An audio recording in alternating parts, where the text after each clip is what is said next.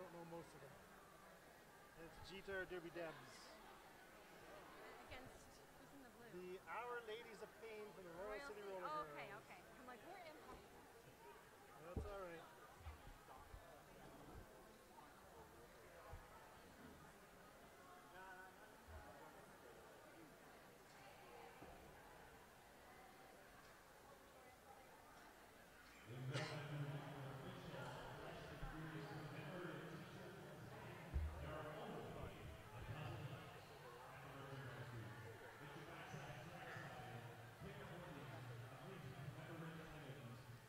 And welcome back to the Ted Reeve Arena for Fresh and the Furious 2014.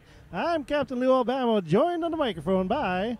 I'm Pink Lemonade from the Renegade Derby Dames. Very nice. Nice to meet you, Captain Lou. Glad to have you on the stream. We've got a crazy schedule all day long. We've basically been doing games of 20 minutes in length with 20-minute gaps, and we had an injury which has thrown everything into absolute chaos. This track is still on schedule, but it's meant that the Derby Debs have had to do back-to-back games to play against the Our Ladies of Pain from Royal City. This is an elimination game. Royal City losing their first game to the moment. We're a little bit behind because of an injury that's happened, but everything will work out. If you are actually following along in your schedules, you can look and see that basically everything is advanced by 40 minutes on the bubble track. Everything will be on time here until we get to games 21 and 22, which will be flipped so that game 22 will happen at 5:40, game 21 will happen at 6:20, and that should get us pretty much caught up, I believe. We might be a little 40 minutes behind once we get to game 25 and the playdowns. Pink's Lemonade. Hi. Have you had a good time at the tournament so far? I've had an awesome time, with the exception of watching my teammate wait 30 minutes for an ambulance over in the bubble. That's why we're so delayed over there. That's why I ran in here screaming, because I was scheduled for 2 bouts at once. But luckily, Jax Alotopus is going to take over my in-house announcing and finish my beer for me, and that's what friends are for. That was very kind of her.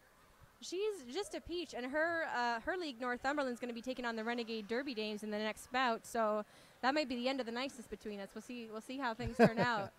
We might not be friends tomorrow. That's right. But on this track, momentarily in the pink, will be the host league, the GTAR, Greater Toronto Area Roller Derby skaters, the Derby debutantes, the rookie team in pink, once again, taking on from Royal City RollerGirls, Guelph, Ontario, Canada, Our Ladies of Pain. They have previously appeared at this tournament as the top Hurloins, but Our Ladies of Pain was a house team that was folded a couple years ago, and they decided to resurrect the rookie team under that name, and they are very excited to be playing in this tournament. This is an elimination game, Pink's Lemonade. Whoever wins goes on. Whoever loses is done for the day. We're sitting behind the camera, but I'm on the edge of my seat. Just trust me. She actually is. Jam underway. Ziggy Stardust jamming for Our Ladies of Pain. The lead jammer is going to go to the Derby debutantes. That is number 16, who is Killer Frost. So Killer Frost out first. Lead jammer for the Debs. And Ziggy Stardust is gaining on her there. 4 points awarded to the Debs, first on the board. And she gets her hands to the hips just in time to call it off before Ziggy can score anything. So the Debs, yes, taking the lead on the first jam.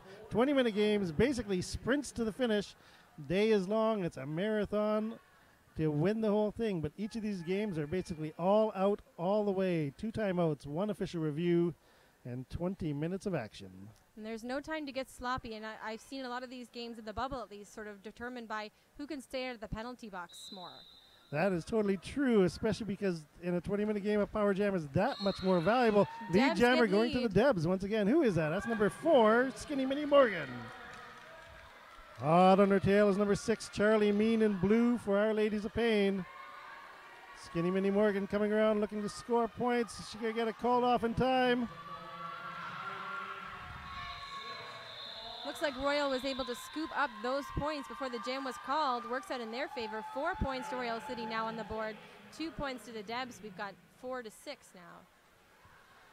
So a little bit of a mistake again by the Debs. This is a fresh meat tournament. All these skaters basically have been skating for about a year, not many having more than 5 bouts under their belt. And this is a learning tournament. They will be learning more and more about derby every time they take to the track. Sweet and Salty taking the star for Mashes to Royal Ashes. City, Jamming for G-Tar. She's at the front there, but pushed to the outside. It looks like if she can make it past this last blocker, she's going to make it out, and she does. Oh, no. Royal City with the lead. Yeah, Sweet and Salty getting out just ahead of her. Mashes to Ashes had put a nice hit on Sweet and Salty at the beginning of that jam. Looked like she was going to get out, but Sweet and Salty able to cycle herself through the pack first to get lead jammer. Both jammers hitting the pack hard. Mashes to Ashes takes down the back blue wall. 3 points to 4 points. Again, the second jam in a row that the jammer with lead has given up more points than they've gained. Playing a little risky there, especially with the Royal City girls in the back. You know, that means they're going to be the first to be scored on if the jammers are pretty much neck and neck. The low-hanging fruit, I like to call it. If your points are sitting at the back of the back, they're easy to be picked. Exactly. It's stop, everybody, stop. That's an official timeout called by the refs. Skinny Minnie Morgan not taking any chances, but that is not a jam. No, lots of exuberance on the track, but the jam had not gotten underway. It's better safe than sorry. I watched a game between the Renegade Derby Dames and Forest City, wherein the Renegade jammer left the box as the jammer, forgot she was jamming. Got to the front of the pack and turned around and started blocking. Oh, no. You know, we'll laugh about it later. We laughed about it at the time, actually. Skinny Minnie Morgan jamming now. Royal City pulling forward. Ziggy Stardust. That's right. Ziggy Stardust getting lead. I think the stiffest resistance Ziggy Stardust was receiving was from her own wall. She was fighting to get through her own wall, or holding so tight that she couldn't break through. It happens so often at this level of play, and I've watched skaters today literally throw their teammates to the ground. Sometimes you know, at this, when you are a fresh meat, your brain and your skates don't work at the same time. Your mouth and your skates don't work at the same time, rather. You can't get the words out, so you just say, "Get the heck out of my way." Roller derby is a game of chaos, and if you've never been on the track when the whistle's been blown, you've got no idea how easily it is for your mind to go blank out there. 12 to 10 is the score. 16 minutes remaining in this 20-minute bout. Our Lady of Pain from Royal City in the lead. Another jam underway. Mashes to Ashes, pushing up against a wall of blue. Meanwhile, the Queens, a power jam. Our Lady of Pain jammer Charlie Mean sent to the box. That's a use of forearm penalty. Mashes to Ashes, the lead jammer and the only jammer on the track, yelling to her teammates. Again, that low-hanging fruit. Why are you in the back? I want you in the front. I want to pick up these points. And Pink, you mentioned that power jams can be the key to these games, especially with their short duration. And this first power jam of the game going to the Debs. And that's 5 points already on the board as the power jam continues. The Queen City girls getting picked off for penalties. There's now only 2 blockers on the track in blue. Mashes to Ashes picks up an easy 5-point grand slam there. That's those failure to reforms. You gotta have the pack. You gotta have skaters within 10 feet of each other in order to play roller derby. Nice move to the outside by Mashes to Ashes. Gets the jam called off. We'll look to her jam ref to see how many points. Nothing scored. Didn't get her hips past the Olop skaters, but the Debs did get 10 points in that jam and did take the lead. It's 20 to 12. And Charlie Mean unable to score either at the back of that pack when that jam was called. A lot of times in a game this short, it's not even how much you score, it's just how much the other team doesn't. You don't want to get to real bleeds starting there. This is very true, Pink. Very, very astute observations. I love it. That's awesome.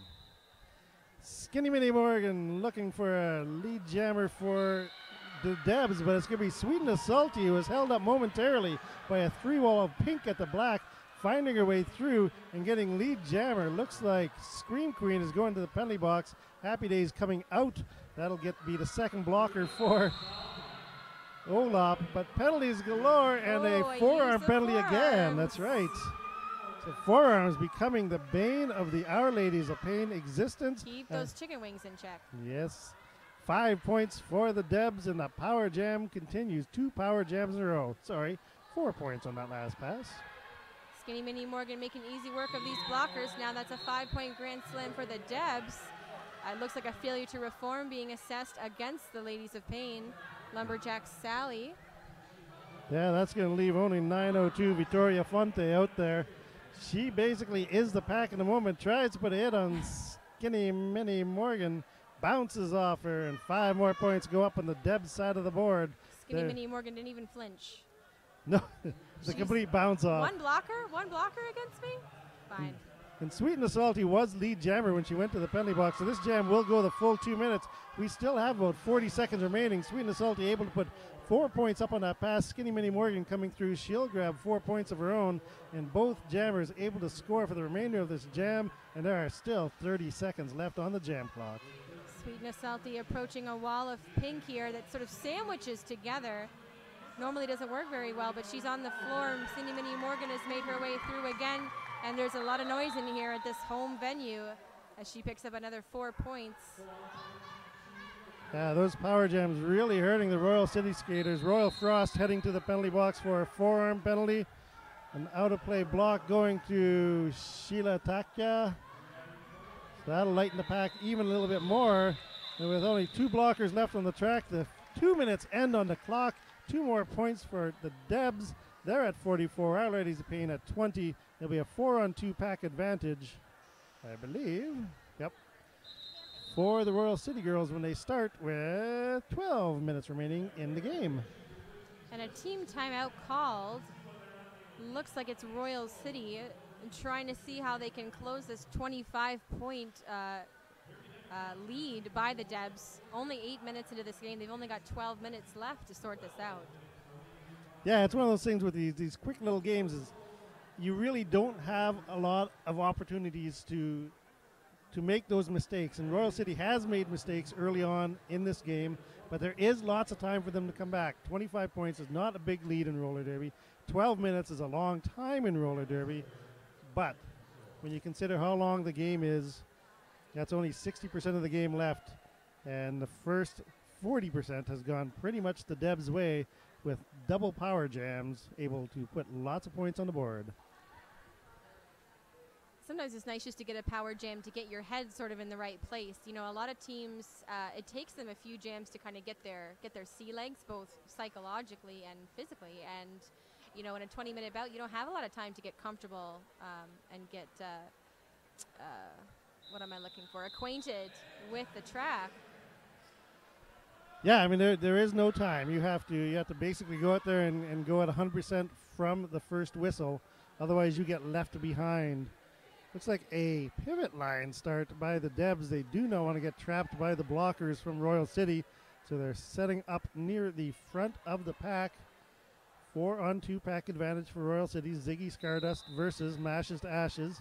Mashes to Ashes up against her own wall. Once again, Ziggy Stardust having trouble getting through her own wall. Knocks down Natasha. Mashes to Ashes passes on the outside of the apex. Usually pretty difficult. A lot of speed in her. Ziggy Stardust coming up again against Royal City in the back. Still makes it through, calls it off before Debs can score, though. 4 points for Royal City. We're just checking to see if there are any points scored by the Debs. And we're checking to see perhaps. No, she did not make it to that pack in time. The score currently 45-24. Some discussion going on between the head ref and the jammer ref. Guilo for sure is the head ref of this crew, and Roll Kill is the jammer ref for the Debs. But things will carry on. Maybe they're talking about how humid it is in here. Oh, it is humid. Very humid. Skinny Mini Morgan stuck at the back. And it's going to be Charlie Mean fighting her way through that 2-wall, getting lead jammer for Our Ladies of Pain. Victoria Fonte heading to the penalty box. She knows what she did. You can see it on her face. She's got that face like, oh, I did a bad thing. Charlie Mean skates around her own wall. Debs noticed her, it looks like, just in time. A forearm assessed to a debutante there. Charlie Mean still struggling to get through that path. Skinny Mini Morgan just barrels through, leaves her behind, and Yeah. Charlie calls it off. Yeah, that inside line was wide open. Skips by crazy like a fox. Picks up 4 points before Charlie could figure out to call it off. 4 points aside, and we're going to get an official timeout. Score remains a 21-point gap at 49-28 for the host league, the G-Star Derby Debutantes, with 10 minutes and 24 seconds remaining. Once again, I'm Captain Lou Albamo, joined on the microphone by Pink Slaminade. Pink, good game so far. Very good game. It's kind of exciting. I feel like maybe this is because I'm part of the, Generation Y, but this is like the Twitter of roller derby. Like, it's just so much excitement. It's over so quickly. Sometimes announcing a game, especially if you got a big spread, you start to get a little bored, but you can't get bored with 20 minutes of play. And luckily, I haven't seen a lot of long official reviews, which is always a huge bummer. The refs have kept it pretty efficient. Yeah, other than it was not an official review. It was an official timeout due to injury. That was a long timeout, but it was even longer for misbehaving. Oh, He was having to hang tight there. Yeah, and that was an interesting game in that the Renegade Derby Dames were in the lead, but there was still 33 seconds left on the clock. But the delay in that game was so long that they decided that they were going to call the game and declare the fresh meat team from Renegade the winners. And then even after that 30 minutes had been waited, there was still another 30-minute wait for the ambulance to show up. So poor Misbehavin' was on that track for such a long time, and we can only wish her the best in her healing process. Absolutely brutal. And she and her teammate fell to an injury right before the last Bombshell Battalion game, actually, during warm-ups. And we're just trying to figure out here why we're seeing so many fractures this season from so many different teams. Mashes to Ashes barreling through that pack. Sweet and a Salty squeaks by on the inside. She's your lead jammer for Royal City. Mashes to Ashes. Don't know what happened there, but she's getting brought way, way back by Guelph. Yeah, it looked like she got popped out of bounds by Red Menace. Red Menace then cycling her back, teaming up with Pinky Swears up at the front of the pack, keeping Mashes to Ashes stuck in that pack. Sweet and the Salty is round on a scoring pass through the pack and picking up 5 points for Our Ladies of Pain. Mashes Ashes is out of the pack, so Sweet and the Salty will have to be aware of that. The Derby Debs have set up at the back of the pack, so we'll have to see if Sweet and the Salty crashes the pack and tries to call it off. The hands go to the hips. Did she get it off in time? 2 for Our Ladies of Pain, a single for the Debs. So once again, it pays for the Jammers to continue to skate, even if they don't have lead, because the non-lead Jammers have managed to pick up a fair number of points in this game. Also, you never know if there's been some sort of signal failure with the call-offs as well. I watched a game in Grey Bruce against Peterborough where we had an outside pack ref start whistling a jam call, and the jammer refs are saying, nope, there's no lead jammer here. And we had a jammer get a cut track penalty because she thought she was going to go back to the bench, jumped right back into the action. Oh, it's a power jam back block addressed against Ziggy Stardust. Yeah, Ziggy Stardust coming into that back wall of Pink a little bit too hard, knocking down a blocker with a back block. That's got impact. That gives you a penalty. Skinny Minnie Morgan fighting against Scream Queen. She's going to get through first. And her jam ref signals she is your lead jammer. Power jam continues as Skinny Minnie Morgan comes around, gets through her back wall of Pink. Doesn't need a lot of offensive help when you've only got 2 blockers on the track, and she's a very physical jammer, hard to knock down. And the out-of-play block is going to send the Scream Queen, I believe, to the penalty box. Ziggy just dives in there to her benefit, makes it out in seconds. Skinny Minnie Morgan now behind her. Ziggy Stardust about to approach the pack. Looks like Skinny Minnie Morgan going to roll the dice and keep things rolling. It looked like she was originally going to try and play, run out the clock, but she's just really that confident. But to be fair, with only 2 blockers out there for Our Ladies of Pain, it's not that difficult for her to get through that pack. A forearm penalty will send number 42. That is Sheila Takia to the penalty box. 4 points for Ziggy Stardust, but on the outside, through again on another scoring pass. Skinny Minnie Morgan finally calling it off just as Ziggy approaches the back of the pack again. Nice strategy on the part of Debs to maximize the amount of time and maximize the points they could get on the board. Well, they're definitely in the driver's seat in that jam, so I guess they felt like, hey, 0-0, 4-4 doesn't really matter as long as we can make it to the end of this 7 minutes without falling behind. That's right, and they have been the beneficiaries of 3 jammer penalties committed by the Our Ladies of Pain skaters from Royal City. Those power jams have really been beneficial and have allowed them to break open this game. Charlie Mean jamming for Our Ladies of Pain, and it is once again mashes to ashes, getting through for lead jammer. Charlie Mean fighting hard, trying to get out the pack as well. She is. Our Ladies of Pain skaters trying to accelerate this pack forward, get their points up at the front of the pack. Mashes to ashes coming up. She's through her own wall. She's got one to beat. She's not going to be pushed out there. Calls it off. How many points did she grab before she called it? 3. So Lumberjack Sally able to save her point with an assist by Happy Days. Looks like the smasher Rolomoff went to the penalty box just at the end of that jam. That'll make it a 3-on-3 pack in the blocking side of things. 70-39 is the score. 6 minutes remaining in this game. If Royal City wants to come back, they're really going to have to put a push on now because time's ticking down on the clock. Debs just got to keep doing what they've been doing. And the Royal City here attempting a pivot line start, much like the Debs have been doing. Well, you know, it may have worked out well in their behavior. Not only did they get a penalty on Devon Rex, but they got a back block on Skinny Minnie Morgan. It's turned into a power jam, something that they desperately needed, being down by 31 points. And now Sweet and the Salty is the only jammer on the track, the only person who can score, and she's fighting at the front of the pack, and chops are being handed out by the chop load as more skaters go to the penalty box for failing to reform that pack. 5 points for Sweet and the Salty coming through, untouched on another pass. That's 10 on this power jam so far.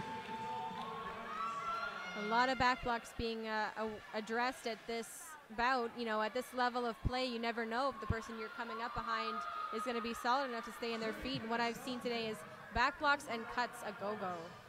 Yep, absolutely true. It's one of those things that, you know, a year from now, a lot of those black blocks would never happen because there would be no impact. They wouldn't have fallen down, but the newer skaters, tough to stay on their feet. Sweet and the Salty getting sent to the penalty box for a low block. So now it's a power jack for Screaming Minnie Morgan. Wind Pants, meanwhile, camping out in front of the camera, it looks like. Wind Pants, get out of the way. Just hanging out.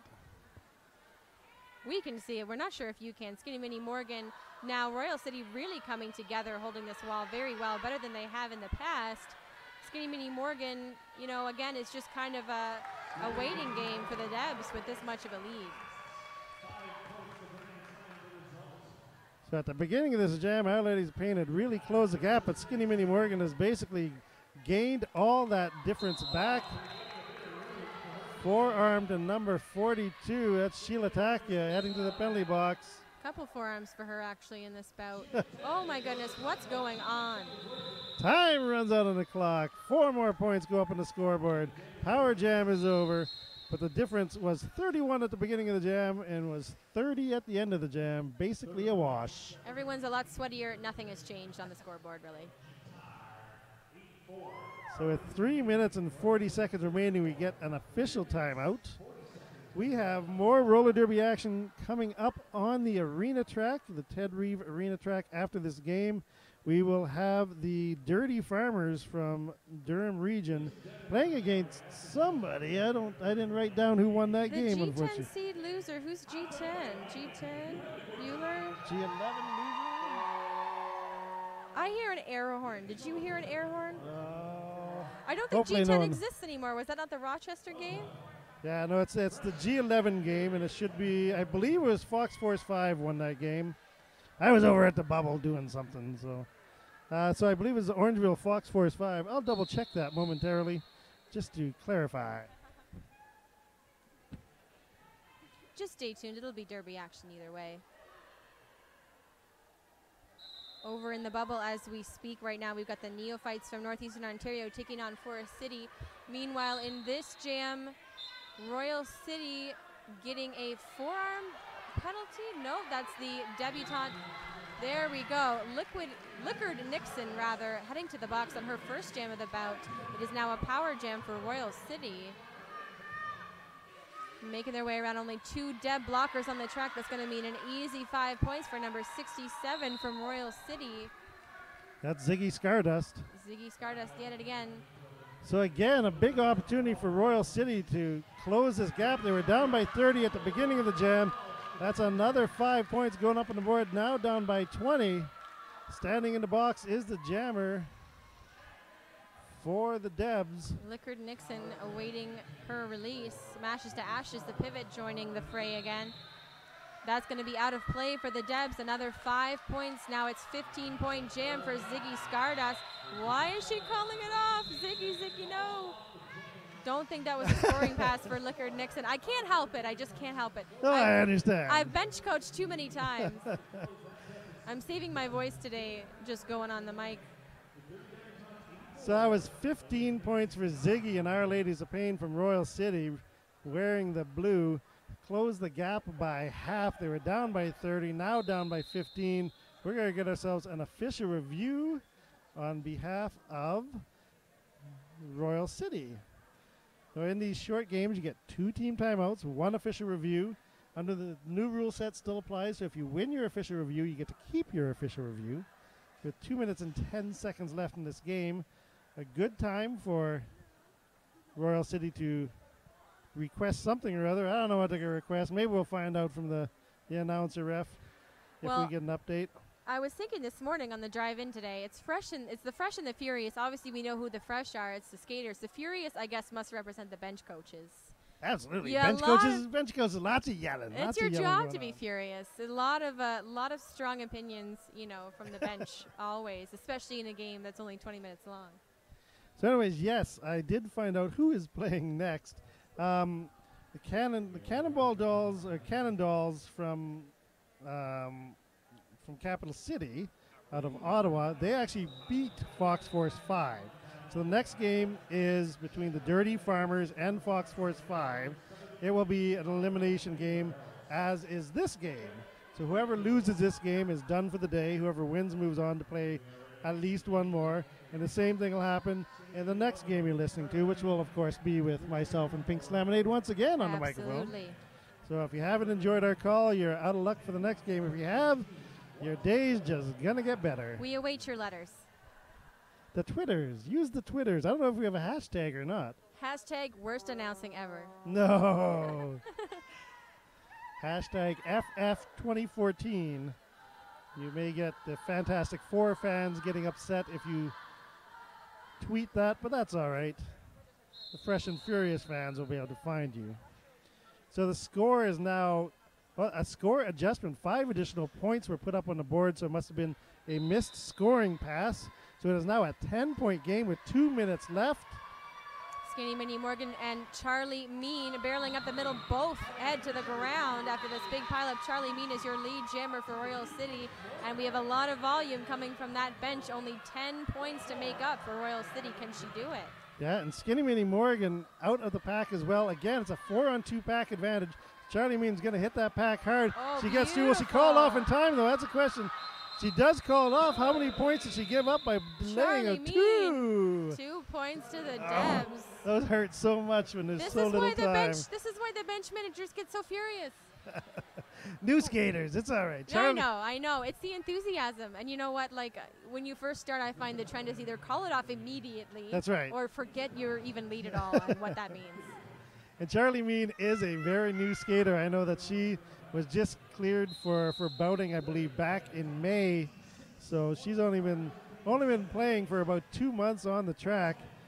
I believe has 2 games under her belt coming into this. You wouldn't know it. She skates. She's got a lot of skills, and definitely keeps her cool out there, which is something that you don't always see at any level of play, and especially for fresh skaters. Yeah, absolutely fearless, given her diminutive size out there. More than willing to go up against blockers much larger than herself and wear the star on her head, which, if you know roller derby, means that you are a target for anyone who doesn't have a star on their head, and sometimes the other player with a star on their head as well. I was someone once asked me whether roller derby was just made up of sadists and masochists. I said, well, I guess so. And he asked if I was a sadist or a masochist, and I said, well, I'm a jammer, so draw your own conclusions. Absolutely true. The masochism of wearing a star on your head is a wonderful thing to experience on the track, I'm sure. It means something went wrong with you somewhere along the line. Somewhere along the way, you were willing to be the person who everyone wants to hurt. Friends don't let friends be jammers. 86-78 is the score. 8 points separates the teams. The Derby Debs in the lead over Our Ladies of Pain. G-Tar, the hosts, over Royal City at the moment. 1 minute and 10 seconds remain. Mashes to Ashes going up against Sweet and the Salty. Mashes and Ashes, nice little bump against Sweet and the Salty, but Mashes being held back by the wall of blue. Mashes to Ashes taking an outside line. I believe she's going to get through. Sweet and the Salty held up just long enough. Mashes to Ashes through for lead jammer, and Sweet and the Salty is about 20 feet behind her as they race around the track with time ticking down on the clock, Pink. 50 seconds left to go, so it'll remain to be seen whether Mashes decides to call it rather than let them score or just play out the clock. Her bench is saying keep going. The pack is moving at a brisk pace. Mashes to Ashes gets through. She calls it off. How many points did she pick up? Two and each. gave up 2 points. And there's 32 seconds left on the clock as she calls it off. So that means we're guaranteed to get at least one more jam. Timeout called by Royal City, it looks like. Yeah, with 26 seconds left on the clock. So 8 points. You 8 need points. You need at least 2 scoring passes before the other team can get one. So the defense has to lock down, or they have to get a power jam, one or the other. And the Debs get lead. They just need to kill this clock. Jam timer doing the classic Vanna White motion towards the Royal City bench. They've really got a shot at taking this, and I imagine you'll see a lot of penalties. Things get desperate.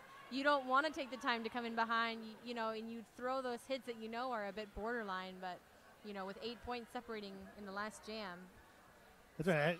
Everything on the line. If you don't take that penalty, you may end up costing your team the game. So I think you will be correct. I didn't want to say it, but I believe it. I believe you to be. I believe what you say to be true. Penalties will be flying in this jam as Ziggy Stardust faces off against Screaming Minnie Morgan. Screaming Minnie Morgan trying to fight through on the outside, being forced out by Red Menace. Skinny Minnie Morgan up against the front. Ash is the last blocker for her to pass. Can she do it? Skinny Minnie Morgan's going to go to the box. It's a power jam. And lead jammer has gone to Ziggy Stardust. Huge opportunity for the skaters from Guelph, Ontario. Ziggy Stardust coming up in the pack. She's got to make sure she doesn't get a penalty. She's crawling her way through the pack. Absorbs a hit. Out of play indicated. Mash is going to go to the penalty box for an out of play block. 5 points go up on the board. Our Ladies of Pain down by 3, Pink. Hashtag worth it. She looks sad, but I think she knew what she was doing there. They do not want to lose. 85 to 88 right now. Debs in front by 3. That's the game. One more pass, and she calls it. 5 points on the board. 90 to 98 will be your final score. So we're going to have to, of course, check the mathematics because you want to make sure that no adding errors were made at any point in time in this game that would cost one team one way or another. But it looks, at the moment, like a last jam, power jam by Our Ladies of Pain managed to pull them up and above the Debs. They were down by 8, 10 points, put them 2 points up. It would be 90 to 88 on the final jam of the game. Pink, these are the kind of games you love to watch, aren't they? I said it before. I was on the edge of my seat, and what an incredible final jam. It was so loud in here. That means the Our Ladies of Pain from Royal City are going to be taking on Les Bouches from Quebec at approximately 6:20 in the bubble. And the Debs are eliminated from the tournament, so all they'll have left to do is drown their sorrows in some of this beer. And I think all the games have been bumped by 40 minutes in the bubble. So I think it's actually going to be at 7. The game number 24, I believe, will end up at 7 o'clock. Just because of the way everything has been so delayed all day because of the injury earlier on. But yes, Our Ladies of Pain surviving just barely against the Derby debutantes. The Debs having a great game, really using power jams to their advantage early on, building a nice lead, but then coming under penalty trouble as the game came to a conclusion. Couple power jams allowed the Our Ladies of Pain to close the gap, and on the last jam, Ziggy Stardust gets lead, gets a power jam, picks up 10, and lots of happy faces on the skaters from Guelph. And once again, the host league, the Debs, go out two games in a row, 2 and done. But I have to tell you, I'm so pleased that they host this tournament every year. It's a great experience for all the rookie fresh meat skaters from across Ontario into New York State, over in Quebec, all together in one place, learn, share experiences, and play derby all day long.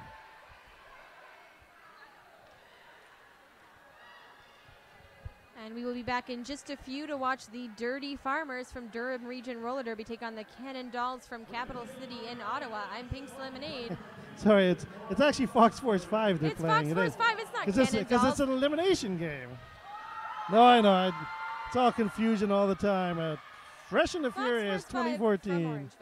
So yes, Captain Lou Alabama, Pink's Lemonade. We're going to take a break for, looks like about 6 minutes, and then we're going to right back on the microphone. See you soon. Good.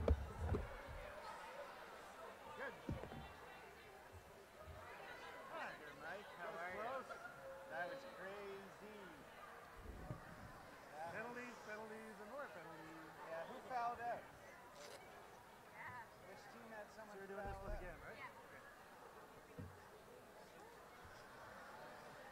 All right, what's I next? was pretty sure Royal City was done.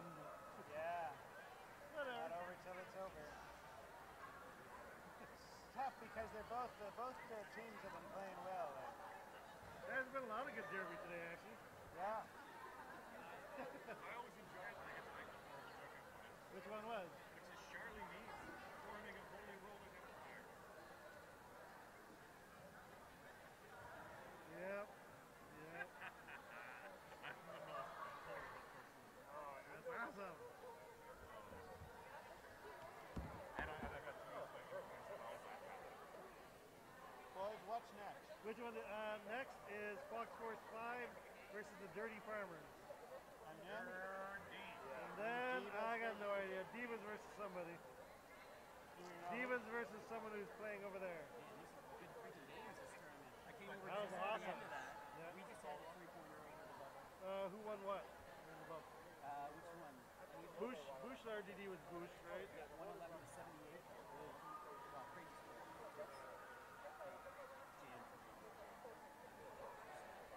Jan. Yeah. But, I mean, not that much wrong.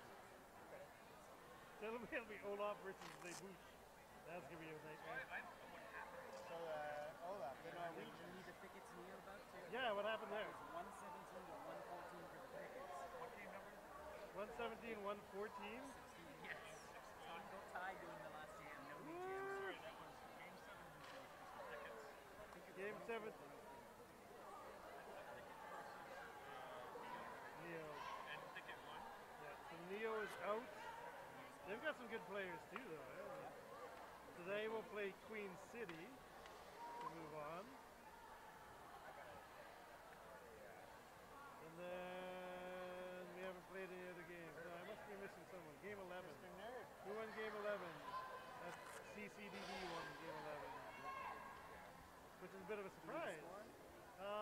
No, I think it's over there. What? Sure, what was the score? 63-38.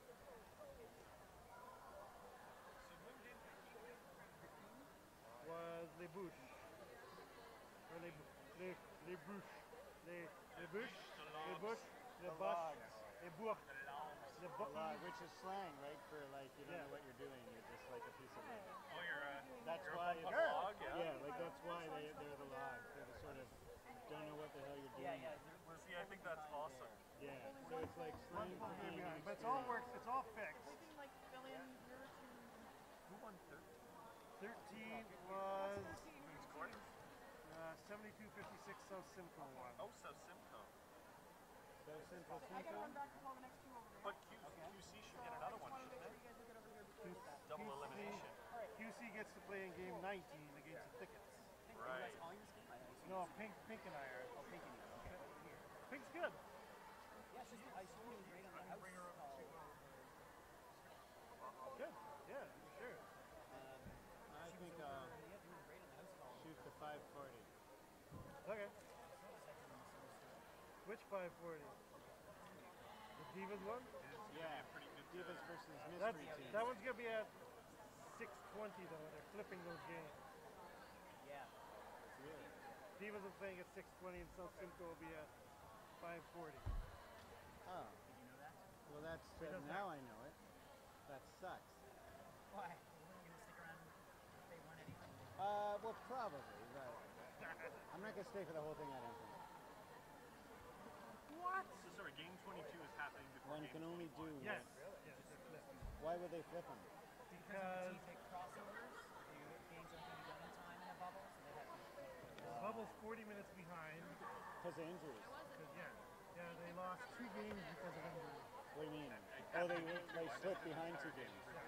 Because the ambulance took over an hour to show up. Why would that's crazy. That is crazy. I know it's crazy. That's what 911's for. I would think so, yeah. I guess they didn't call it's like not an emergency. Not an emergency. Just send an ambulance when you get a chance, you know? Yeah, okay. If There's you're some guys passing on by. lunch, when they're done lunch, they'll come over. Yeah. So I think that's nuts. I They don't know could why it have- took so long.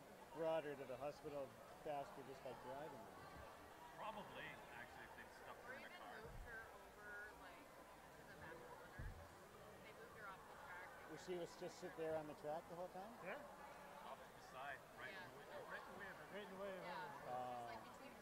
If you got her in your brain. They moved her off the truck. But that's what I mean. And then they stopped. If you Yeah, but not to a useless spot. I feel like after half an hour of sitting there, like moving her in there, She didn't want to be there either. I mean, no way. No derby girl, one, wants to get injured, and 2, wants to sit in plain view of fucking everybody while the game gets delayed after game. Yeah. That's Like, stupid. no, there's no way. yeah, I feel like I would have crawled.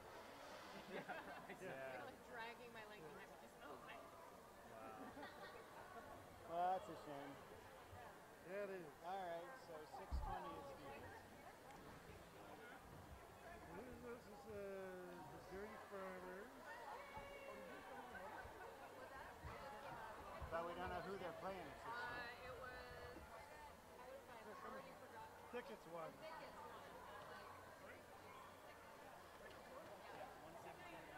On the last jam of the game.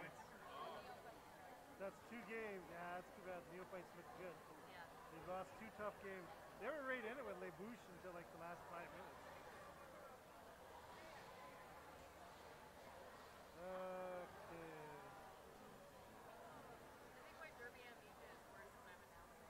Well, I at least remember the score, like between games. Hi, how are you? Good, how are you?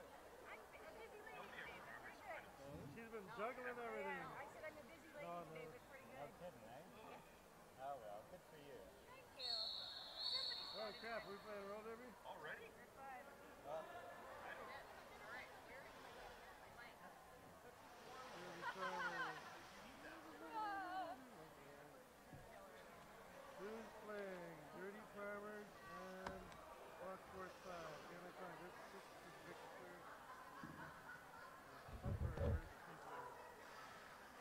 There's Humper. Alright.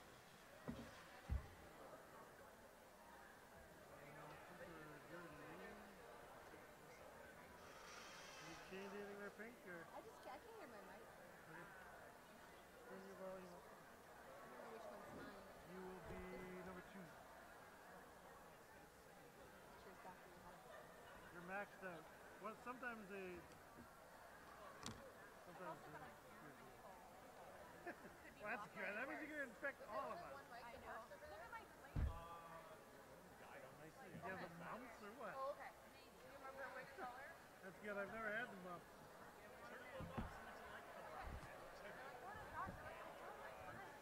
I've got clearly the color. Now it's not.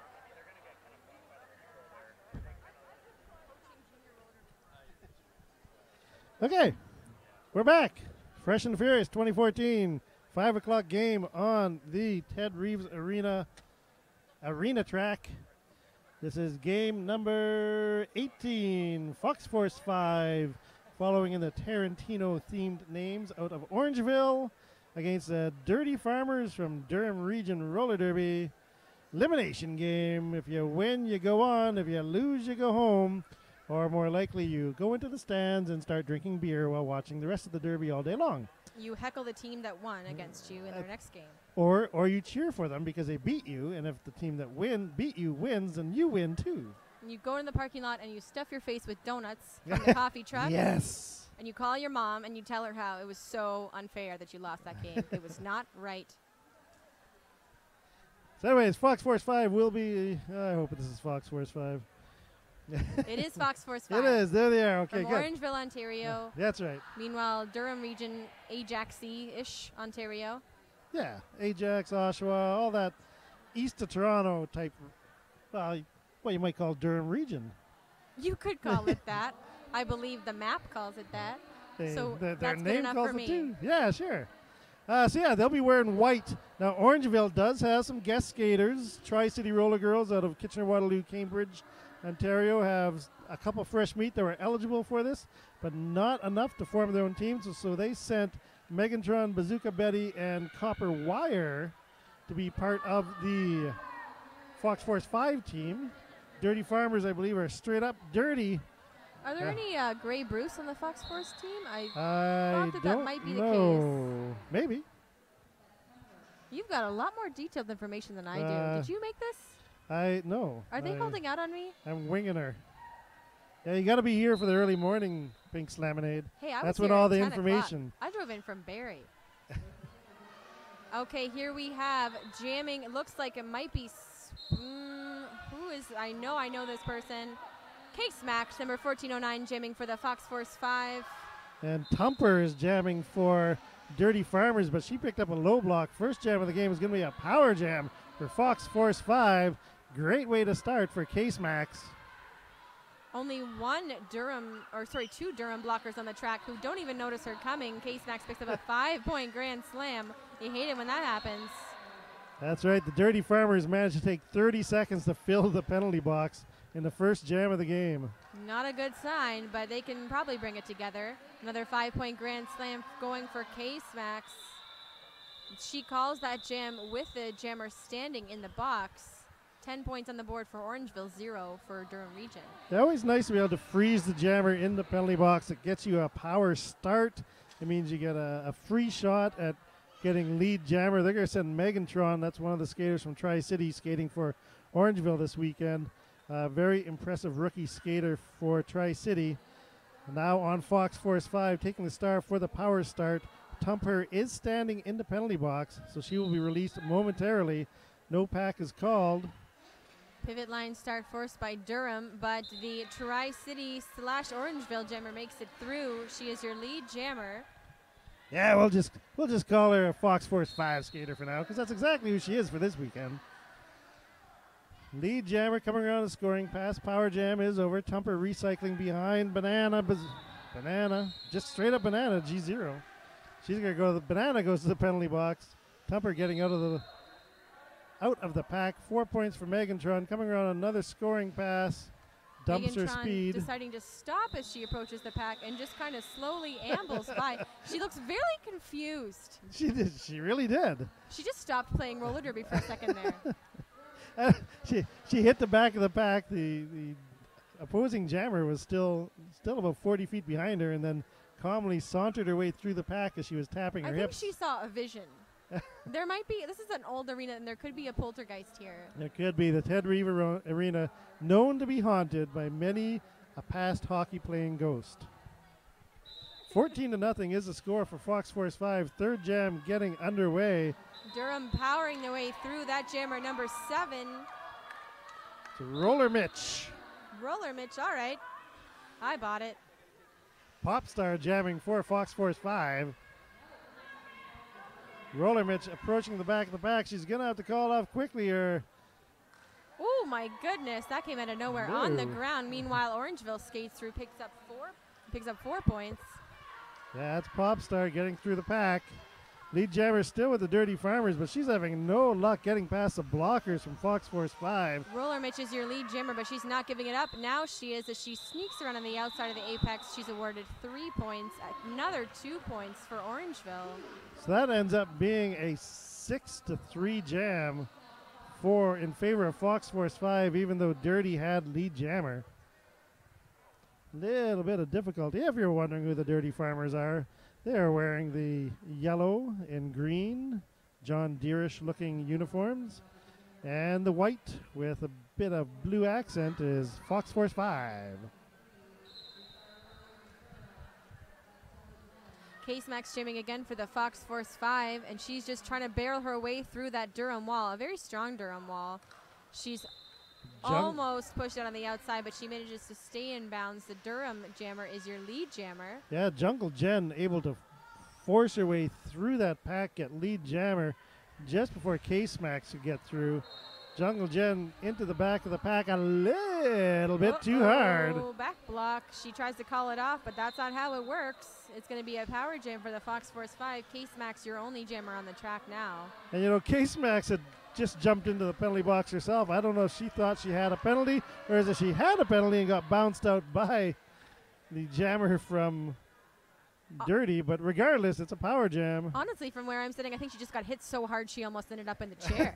Yeah, you know what? I think you're absolutely correct. I think she in used the chair to brace herself so she didn't go down. In this same arena, a few weeks ago at Clam Slam, I actually saw Belfast from the Bay Street Bruisers get hit so hard, her jammer panty flew off her helmet. She wasn't even hit in the head. She was hit in the shoulder, and the jammer panty just said, "See ya." Jungle Jen now back on the track. Wardrobe failure. Yeah, wardrobe malfunction. Jungle Jen makes it through. She is now finally on a scoring pass, or already on a scoring pass, I guess. 4 points awarded by that jammer, and Case Max is down.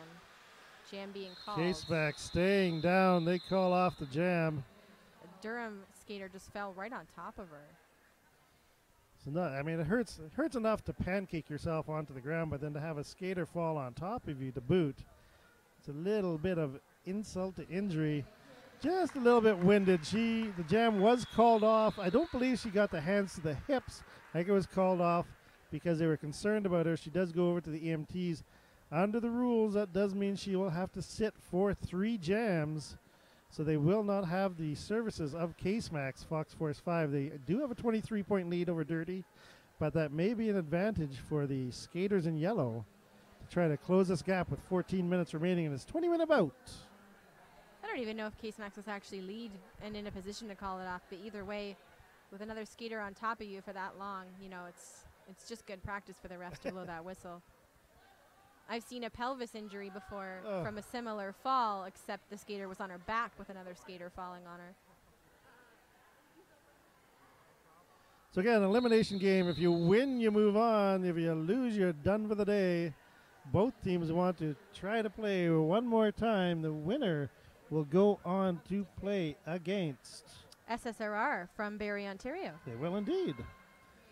In the quarterfinal matchup with a chance to move to these semifinals. Everyone wants to be in that top 4. That's where all the excitement is. Megan Tron now jamming for the Fox Force 5. Hard to see. Is it Tumper from Durham? I'm looking for her number. She's hiding behind. Jamming away. Megan Tron with a quick lateral move to the inside. Gets picked off once again, and it is number 7. That is Roller Mitch. Roller Mitch, rather. Going to the box for a use of forearms, it looks like. Yes, indeed. A power jam for Fox Force 5. Megan Tron pushed down in the back. Squeaks through. She's now your lead jammer and your only jammer. On a power jam. Yeah, the Dirty Farmers have had no luck at all in this first 7 minutes of the game. Multiple power jams letting Fox Force 5 gain points. Just keeping her foot in bounds is Megantron. Nice hit by number 5150, L'exhibitionist. No, sorry, that's number 81. Be Malicious, L'exhibitionist, plays for Fox Force 5. It'd be strange if she had knocked her out of bounds. Stranger things have happened. Yes. Megantron working her way through the front of that pack, squeaking by on the outside. Calling off that jam 4 points added onto the board for Orangeville. Now it's 39-7 in favor of the Fox Force 5 with 13 minutes left in the game.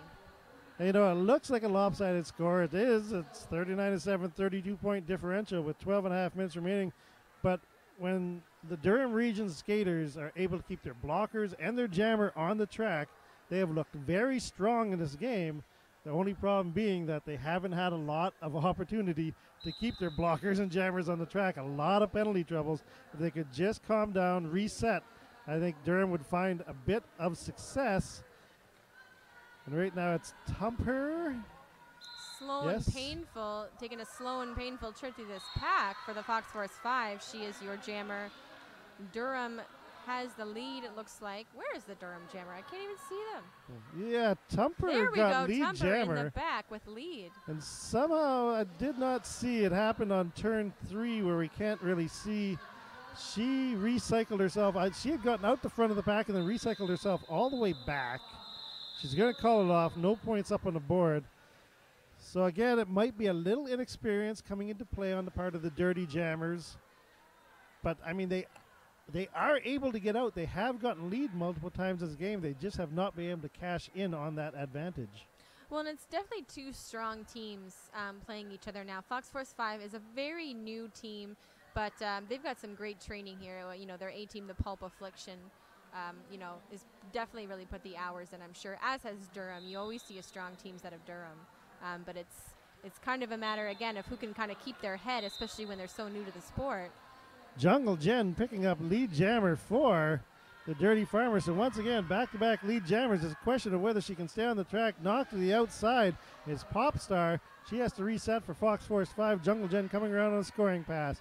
Looking to pull the Dirty Farmers back to within reach of the score as we tick down to the 10.5-minute mark remaining in this game. Jungle Jen having to reset. Looking to complete her scoring pass. Getting out the front is Popstar for Fox Force 5. Jungle Jen knocked out of bounds again. Bazooka Betty knocked down by 14-4 in attitude. Jungle Jen just blocking her way to the pack there. Yes. Very hard to move there on the inside, much to Durham's advantage. Trying to close this lead now. Popstar just getting knocked every which way and bringing back way back. And don't enter the track. Don't enter the track. Yeah, that was an attitude doing a great job of cycling Popstar back. Popstar is on a scoring pass. Jungle Jen and Dirty Farmers rolling the dice a bit, keeping the jam rolling. Popstar through for 4 points, but Jungle Jen is in the pack trying to complete scoring pass, and she does. 4 more points for Jungle Jen. So still a 5-point advantage in this jam for the Dirty Farmers. And that puts them the score at 16-43. So 27 points separating these teams. A little bit closer. Half the game is gone. 20-minute sprint matches all day long till we get to the 3-4 and the 1-2 games. They get to be half an hour. Fox Force 5 putting Megantron on the line once again. And we will tell you who's jamming for the Dirty Farmers once we can actually see her. Turn 2 is a weird place to sit. It is. When you're commentating. Sometimes I just have to listen to the in-house announcer. Tumper? It is. It's Tumper. It's Tumper coming around. Megantron being edged out on the inside. Or not. She stays in bounds, it looks like. That was Cthulhu doing a good job of keeping Megantron in there just long enough to get Tumper out. They got out virtually at the same time. Tumper engages the back of the back, and Megantron, trying to find an inside line, gets bumped to the inside of the track. Continuing on, gets her way out the front of the pack now. Tumper gets the hands and the hips. Megantron picked up 4 and Tumper only 3. So again, those late call-offs by the Dirty Jammers not helping their cause as they try to get closer in this game. 47 points for Orangeville, Ontario. 19 for Oshawa, Ajax, Ontario. And it's Case Max once again for Orangeville, taking to the jammer line.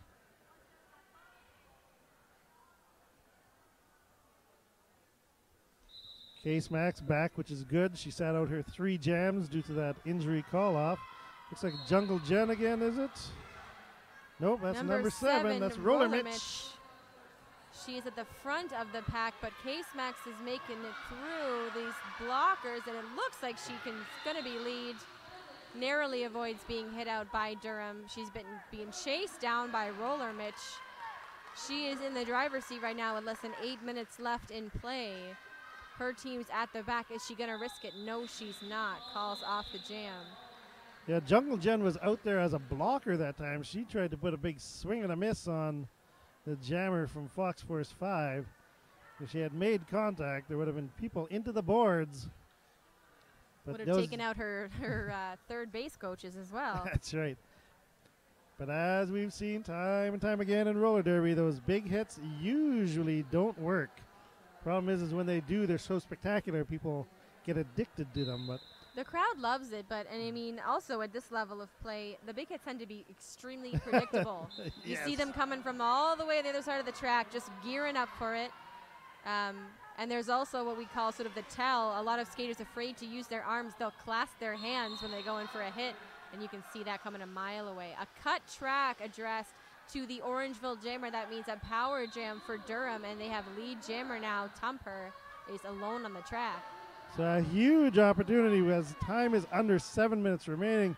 Dirty Farmers down by 28 points, but they are on a power jam. Tumper coming around, all four blockers on the track for Orangeville's Fox Force 5.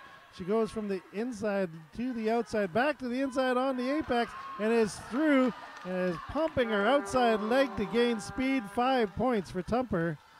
It's the perfect time in the game for this to happen, honestly. If they can close this gap and go into the last few minutes really close, like we saw Guelph do, you know, it could work out really well. Also, I'm so happy that Durham brought an air horn to my right. I'm actually really enjoying it. She calls off the jam with the Orangeville Jammer back on the track. No points there for Orangeville, 5 for DRRD. So Durham Region slowly crawling their way back, now down by 18 points, 10 points on that power jam. Under 6 minutes remain in the bout. Fox Force 5 gonna have to be careful. They've got Megantron on the line. Looks like Jungle Jen taking the star. Jungle Jen basically on the track every single jam, either jamming or blocking. With a 20-minute game, you can sort of afford to really run your good players a lot. Jungle Jen, of course, lead jammer now, so it's working out in their favor. Megantron struggling against some very physical blockers, but she finally makes it out. Both Jungle Jen and Megantron showing great strength in that pack, absorbing hits, able to push their way through. I'm really impressed by these rookie skaters out there, people to watch for in the future. It's really incredible when you see so much potential so early on. Some people sneak up on you, but I mean, really, if I think about last year and some of the standout players at last year's Fresh and Furious, a lot of them are still huge threats on the track. This is true, and it's one of the great things about Fresh and the Furious as a tournament. You just get to see a lot of new skaters, a lot of potentiality out there, and skaters that you'll be able to follow for the rest of their careers. And this is where you get to see them first. 16-point spread as Case Max takes the jammer penny for Orangeville. Durham's jammer looks like it's Roller Mitch. It is Roller Mitch for Durham. She is not lead, though. Lead goes to the Orangeville Fox Force 5. Case Max looking to her bench for support. Her teammates just letting her battle it out. Not a lot of offensive work being done as they wall up and get ready for Roller Mitch.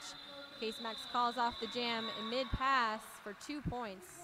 Or 3 points. 3 points. It's the secret thumb. It is. It's the magic thumb.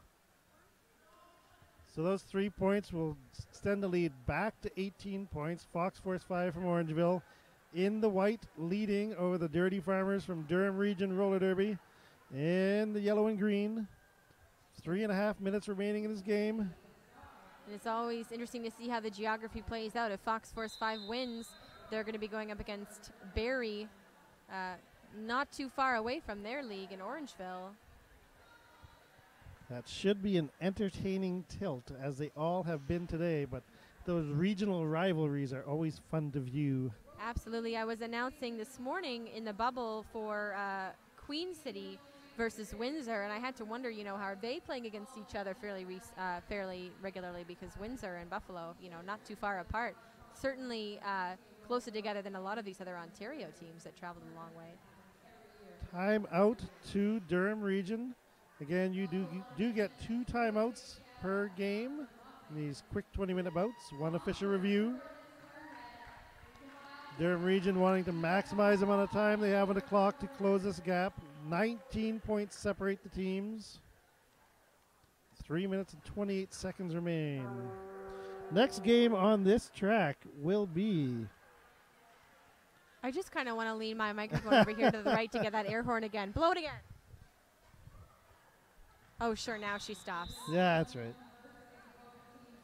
So yeah, next game on this track again will be whoever wins this game versus South Simcoe Rebel Rollers. That is game number 22, which has been reversed with game number 21. So if you're looking at the And schedule. Orangeville Whoa. gets an early lead. Number 20, Bazooka Betty jamming for the first time. This bout is your lead That's right. jammer. Meanwhile, Tumper squeezing through. and Jungle she's out of Jen the heading pack. to the penalty box. That might be her 4th trip to the box. She only got 4 in the game. So this may be the end of Jungle Jen. We'll see. Very Yep. friendly side there on the inside. Only Orangeville on that inside line. Bazooka Betty just races through and calls it off. That jam was, maybe 10 seconds in length or something. So yes, an official timeout. I just saw the inside whiteboard filler inner cross off number 23 for yellow. That was Filler Jungle inner, Jen. of course, Filler the inner. WIFTA term. It is. It's the actual official term. IWBFI. Inner. Yeah, just FI. Yeah. Because there's no more letters in there. That's all we've got. The reason we're boutcasting it is because we're the professionals, folks. Yeah, super professionals. I believe you just made up the word With- also a few jams ago. Potentiality. I don't know. Well, we'll have to look that up on the Gonna internet. have to start calling you Shakespeare. Just adding. To I the am. English I am the language. Shakespeare of roller derby announcing. It's true. Anyone who has heard me call before knows that I am very serious in the very serious games and more lighthearted when it comes to the fun games of Beast of the East and Fresh and Looks like Furious. Jungle Jen's being ejected. Well, it's a foul out, not officially an Of- ejection. That's well. just four trips to the box. Semantics. She's not going to be playing the rest of this game. There's only 3 minutes left, and that's going to be a real detriment to the Dirty Farmers. It is. She's been on pretty much every jam of this game. Not surprising she picked up 4 penalties, given that she's been on every jam. But Megantron taking the outside line, getting lead jammer for Fox Force 5. Orangeville starting to pull away from the Dirty Farmers. A cut addressed to Roller Mitch for entering in front of someone. And that means it's a power jam for Orangeville, which is the last thing Durham needs. Yeah, I think this is probably the final nail in the coffin. You never want to say that in roller derby, but a real opportunity here for Megantron and Fox Force 5 to stretch their lead and put it out of reach of the Dirty Farmers. A diamond formation attempted by Durham, but Megantron just powers her way through. Fox Force 5 only with 2 blockers on the track, but they don't need to play any defense, so they don't mind having only 2. All 4 on for the Dirty Farmers, and they're putting up a nice resistance right now. Good push to the outside by Code Blue. Holds Megantron up for a bit. 5 points go on the board. Power jam is over. Roller Mitch back on the track. She's joined by number 13, Lady Di, from Fox Force 5. Orangeville still has lead, and now Durham's going to be on their scoring pass, so it's a matter of seconds. And calls off by Megantron. Nice little skip there on the inside. 75 points is going to be to 33. Yeah, you can't really call that an apex jump, but it's more of an apex hop. I mean, I'm not really sure if she went over the apex. That's the thing. From yeah, all we the way can't over see anything here, from here. could be just over someone's ankle. Yep. Regardless. I saw a beautiful jump, similar to an apex jump, out of bounds at last week's junior roller derby tournament on the straightaway. Juniors. She gave herself sort of her own Pegasus. Didn't use any teammates. Just kind of flew through the air. Case Max jamming now for Orangeville. Tumper for Durham.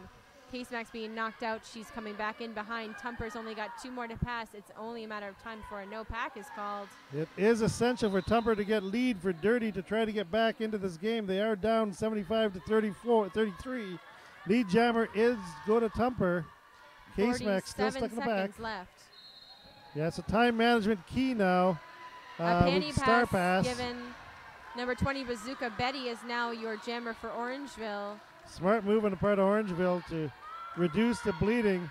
Tumper calls it off with 32 seconds remaining in the game. That means we will get at least And a ref one is more on the jam. ground. Can we have some medical attention Oh, over no. here? Not sure what happened here.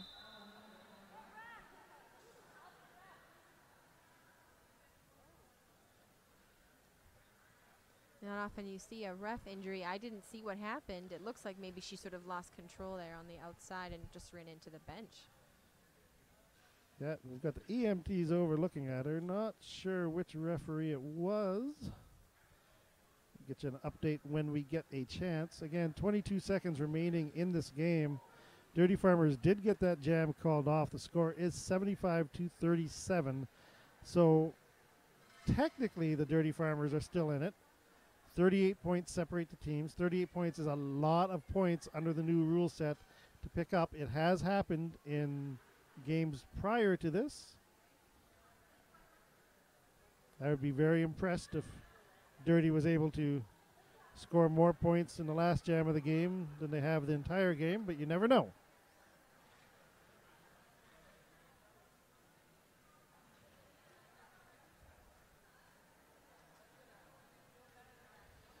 It looks like it was Kakamami, one of the newer referees from Tri-City, who went down on the outside. Looks like she's going to be okay. She is being looked at by the EMT. She's sitting up, which is always a good sign. Absolutely. And, you know, especially for newer skaters, tournaments, training camps, whatever, if you're skating all day and you're not used to it, you start to get sloppy, you start to get tired.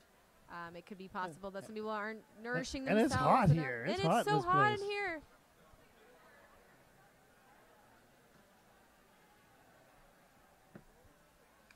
Regardless, There we looks go. like the Big round alt of ref is applause. suiting up.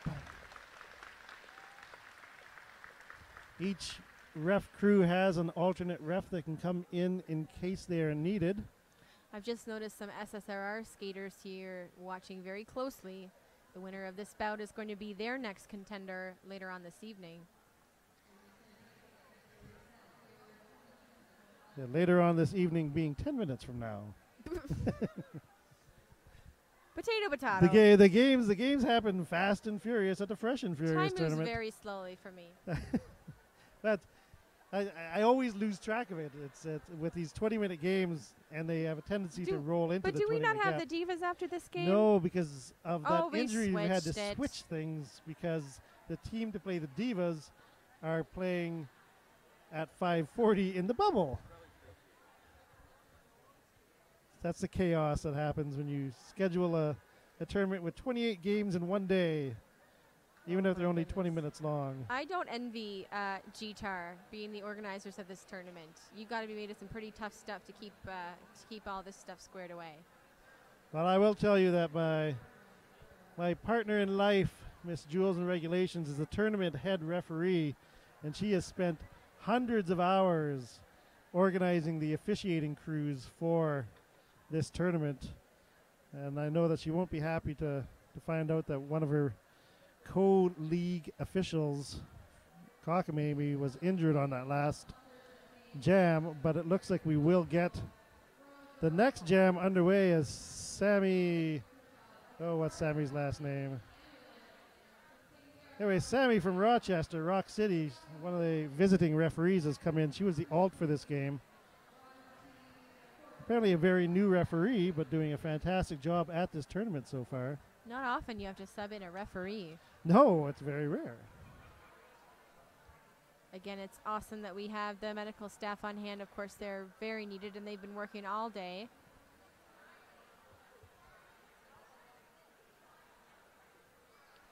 So after all of that, we end up getting an official review requested by, I believe, Fox Force 5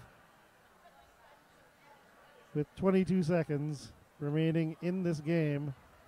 I'm not sure what the official review will be about. I know in the game with the Renegades and who was it? The Renegades and Forest City, an official review was called due to the fact, you know, when a jam is called off so suddenly, sometimes the points aren't always addressed appropriately. So it could be something like that where they feel like maybe points haven't gone on the board yet since it did stop so quickly, and they want to make sure that all their points were awarded. Yep, fair enough. Fox Force 5 again in a 38-point lead over the Dirty Farmers, 75-37. Odds are highly in their favor to win this game, regardless of whether they get lead in the next jam or not. But getting lead is the best way to end the game for Fox Force 5. On the other side, for the Dirty Farmers, they pretty much have to get lead if they want any chance at all to win this. And then if they get lead, they need to put up a whole lot of points and a whole lot of passes. A motorcycle would help. Yeah. If they could use a motorcycle. If we motorcycle and a ball on a bank track. Or that scene from The Little Rascals where you have little spikes come out of the side of your wheels. You just chew up the wheels. I'm trying to think outside the box here. Pretty sure spikes on the wheels are not covered under the rules, so they might be legal. You never know until you try. Until you try. So Orangeville, that means they're going to be playing back-to-back bouts then right now as soon as this game ends against SSRR. Okay. Who've had quite a long break, actually. And you know what? That there was a penalty issued to the jammer from Orangeville. And on top of that, I believe she has fouled out. So the Orangeville jammer, is that Case Max who's I fouled believe it out? is Case Max, yes. Case Max has fouled out. The air horn is back in business, to my right. Anything could happen now. So Brand-Aid from, no, not Brand-Aid, Sloan Painful from Fox Force 5 is now going to take the jammer cover, and she will be the jammer of record as she sits in the penalty box. Case Max will skate off into oblivion. I don't recall Case Max getting that many penalties, maybe as a blocker perhaps. She must have got some. Or Wait, that's not perhaps Case Max. That it's is not Case Max. It's Bazooka Betty? Bazooka Yeah, it's Betty. Bazooka Betty. That's right. Oh, definitely those would penalties explain addressed things. as a blocker. Yeah, that's we right. had a Lebouche. Was it a Lebouche jammer or blocker? I'm not sure. Foul out in the first or second jam of the game this morning, of their very first game, an egregious clockwise block, according to the ref. Expulsion. Expulsions are Expulsion. nasty. One very nasty hit, and he said, get out of here. You can come back for your next game, but not for this one. So with 22 seconds left, this is likely to be the last jam of the game. Couldn't be any better for Dirty Farmers. They've got a 4-on-3, I guess it could be a 4-on-2 pack advantage would be better, but 4-on-3 pack advantage is pretty good. They get a power start. They get a full 30 seconds on the power jam, and they need 38 points. What about a very large helium balloon? You could float right over the pack. How quickly would it be able to move, though? What about a grocery cart?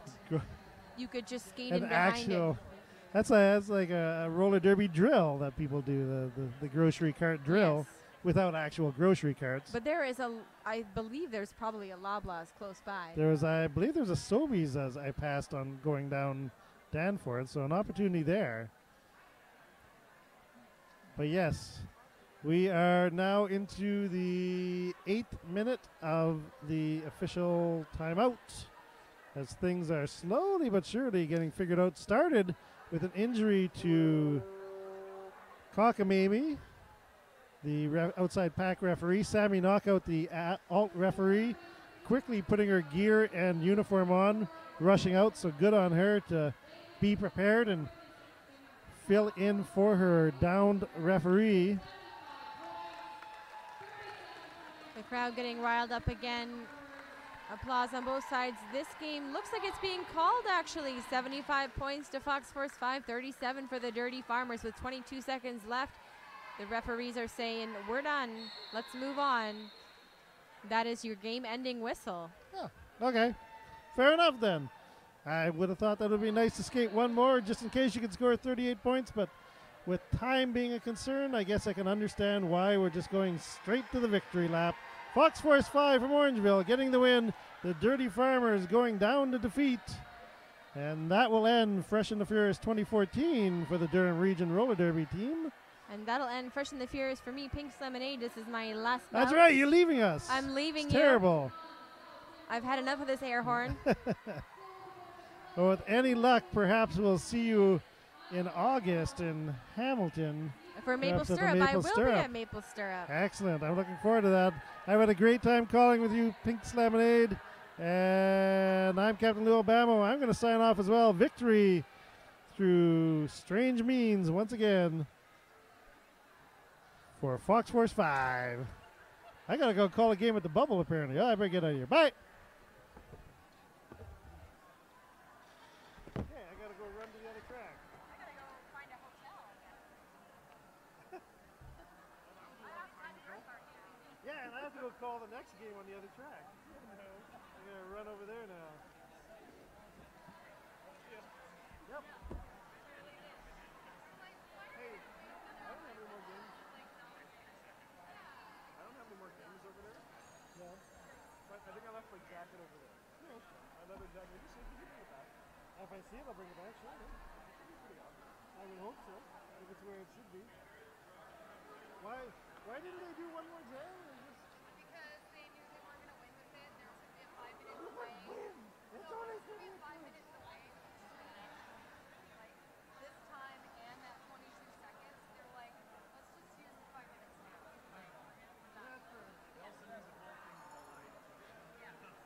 So there's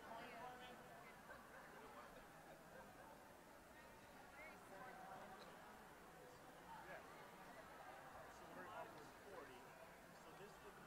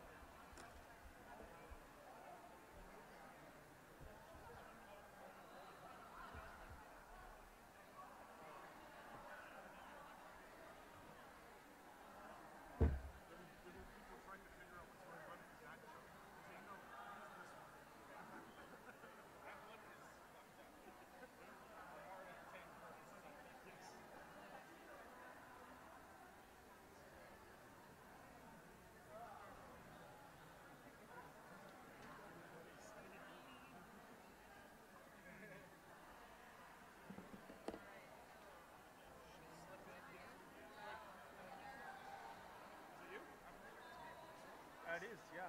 Snow me. I am on Lake the 7 o'clock. It's supposed to be 6:20, but things got booked. Yeah. All this shit got booked. Yep. I don't think I've ever seen this thing all scheduling smoothly. But that's the way it goes. I'm okay with this break. I didn't do 8 yards.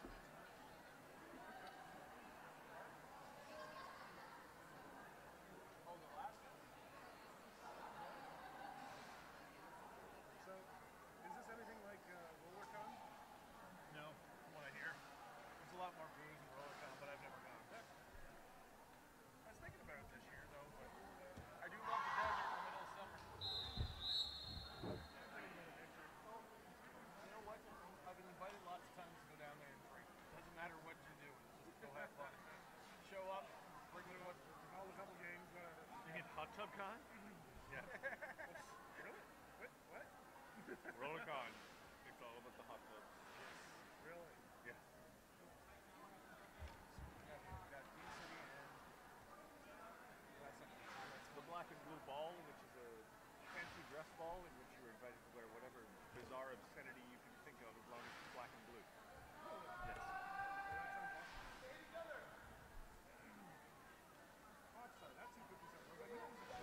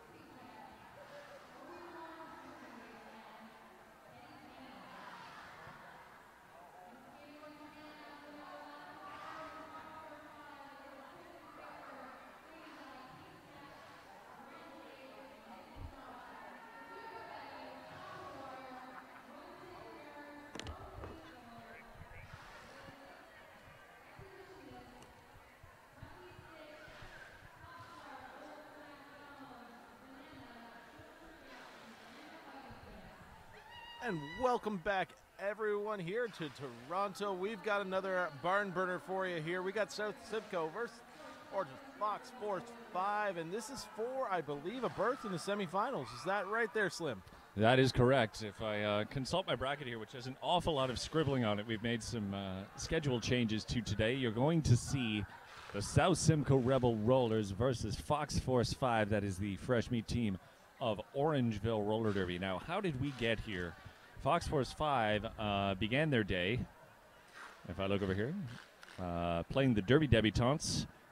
They then played Capital City, and I believe there's one more in there as well. there is one more in there, and I'm looking at my own handwriting, and I'm defeated by it. Was it the Cannondalls? Was that? It was, yeah, the Cannondalls of Capital City. You're correct. So that's how they got. I guess here. that's the one. That's the one. And South Simcoe began on the other side of the bracket, over in the bubble, playing Queen's Court from Queen City, and then moving on. Looking here, they were victorious over Ganaraska, then played Queen's Court. Either way, teams at this point, they've played a fair number of games. And yes, and that brought them here. I'm Ross Vegas with Lightning Slim, and off we're going on this game. Which game is this again? Oh, shush. Game 22, I believe. Game 22. It has been reversed with game 21 on your schedule. We had to flip them. You can see I'm challenged when it comes to charts. It's a very confusing charts to grasp, but at the end of the day, we got Derby. I know who's in front of us. South Simcoe Rebel Rollers. They are wearing the red and in the white. You are looking at Fox Force 5 representing Orangeville Roller Derby. This much I know.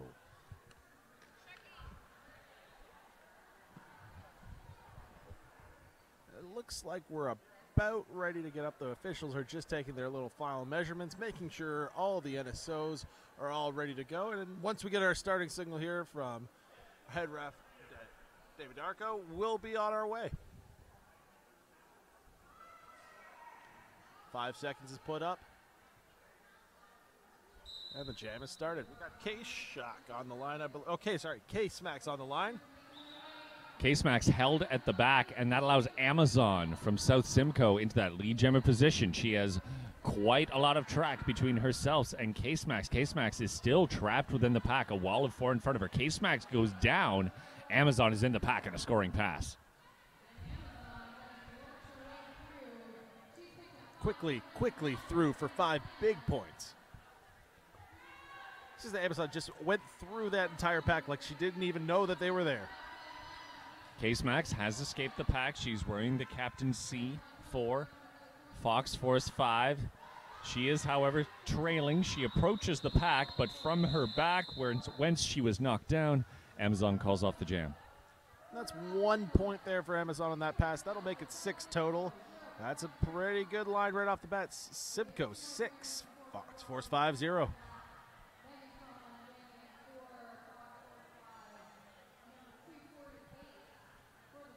Number 84, Megantron, jamming for Fox Force 5. She's here on loan from Tri-City for the purposes of this fresh meat tournament. She's had a pretty good tournament so far. She's been very noticeable so far with her lead jams. Both jammers get stuck in. It's a very slow-moving pack. They're trying to maneuver and move their way to the front. Megantron tries the inside, squeezes past, and she is lead. But not far behind. Whiskey Sour putting it back, probably about a third of a track advantage. She'll have a little time to work here when she gets to the back of the pack. Megantron tries the inside line once again, just keeps her skate wheel fair. Puts it up and calls it off. That's 4 in the door for Megantron of Orangeville. Now, so far, 6-4. You mean there have been tight games all throughout this tournament. Both these teams have fought pretty hard so far. I've seen a couple of them. It's been interesting, though, the defensive arrangements, both teams using a solid 4 wall in order to defend, and it hasn't been spread out too much, so it's been a lot of tight packs to break through. It's a basic and effective maneuver in roller derby, and as these are fresh meat players with very little experience, it might be their default position that they like to fall back to. It has been proven effective over the years. Nothing wrong with a good wall. 2 solid 4 walls, and there we go. 1 red, 1-5-3, breaking through the pack, and that's mass genocide. She's got a lot of time to work here. And ensconced within the pack and taking a hit there was number 57. That's Popstar. Popstar goes for a tumble, now skating in the free and open spaces, but she has nowhere to go as the jam has been called. Looks like Simcoe picked up 4 points on that, making the score 10-4 with just under 17 minutes to play. This is the cautious feeling out portion of the bout when the two teams get each other's measure. Not that you have much time to do that in the 20-minute format, but no team has yet taken a big chance on trying to bust this game wide open. No, you find that a lot of the jammer penalties have been coming in the second half of the game after the 10-minute mark. But, hey, anything can happen in this game. Lead jammer for South Simcoe. Hippie check, number 6260. Megantron gives chase. Not much room to work here. Looks like she's coming back to her own teammate at the back. It's going to be close for either one. She's trying to call it off, but it looks like she picked up a cut. That is a track cutting penalty to Dixie Check. She was unable to call off the jam as she had already received that penalty. Megantron with a grand slam. Now the only jammer on the track in a power jam situation for the Fox Force 5. Tripped up in the center of the pack. However, she recovers. See what she does here. Oh, she gets pushed to the inside of the track. Has to reset. Come back through the middle, and there she goes. Picking up 5 big points. And our first lead change of the day.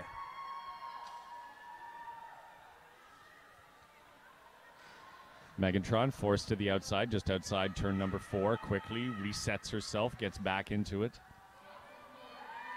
skates on and should have the full 5 points in her back pocket. She does. So Simcoe coming back with their jammer. She's in. She's through. She's on the outside. That's Hippie. I believe it's actually Hippie Check who's jamming on this one here. For the South Simcoe Roller Rebels. That's right. Hippie Check having returned from the penalty box. Jamming now. It seems that outside line's working for her. She's getting through nice and quickly and picking it up another 4 points.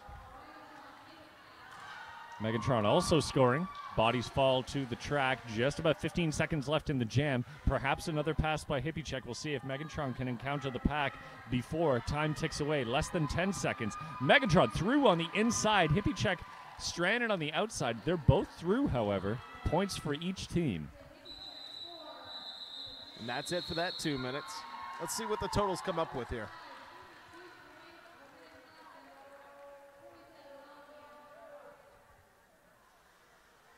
And after all the shouting's done, Fox Force 5 of Orangeville, a score of 32. South Simcoe Rebel Rollers, 18 and 14 minutes remaining.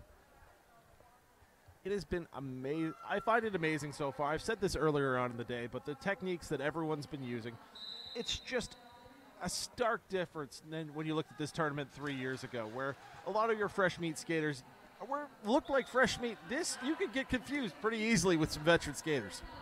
The state of the art has definitely improved. And in lead jam position, that is number 314, Amazon in the red, skating for South Simcoe. She finds room on the inside, takes a hit there from number 13 from Fox Force 5. That's Lady Di, but it does not dislodge her, and she comes out with a grand slam. Amazon's been finding a lot of success using the outside line. She starts out off in the middle, breaks it inside just a bit, and has been finding that gap to get those 5 big points. Now we still have this tight pack here going through. Both jammers locked in, 4 walls apiece. Meanwhile, Popstar is just squeezed inside the pack. She has yet to emerge. She's firmly stuffed. And now escaping free and open, but the damage is done. And Amazon knows she doesn't need to do anything else except call off that jam. And look what we have once again. 32-32. It's a tie game. 13 minutes remaining. And yeah, we're back to square one. Yeah, those first 7 minutes of the game just proved, hey, both teams can play.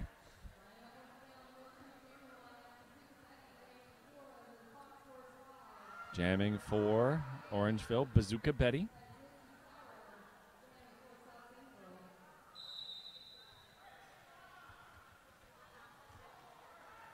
Both jammers tried to squeeze their way through. It is Bazooka Betty, number 20.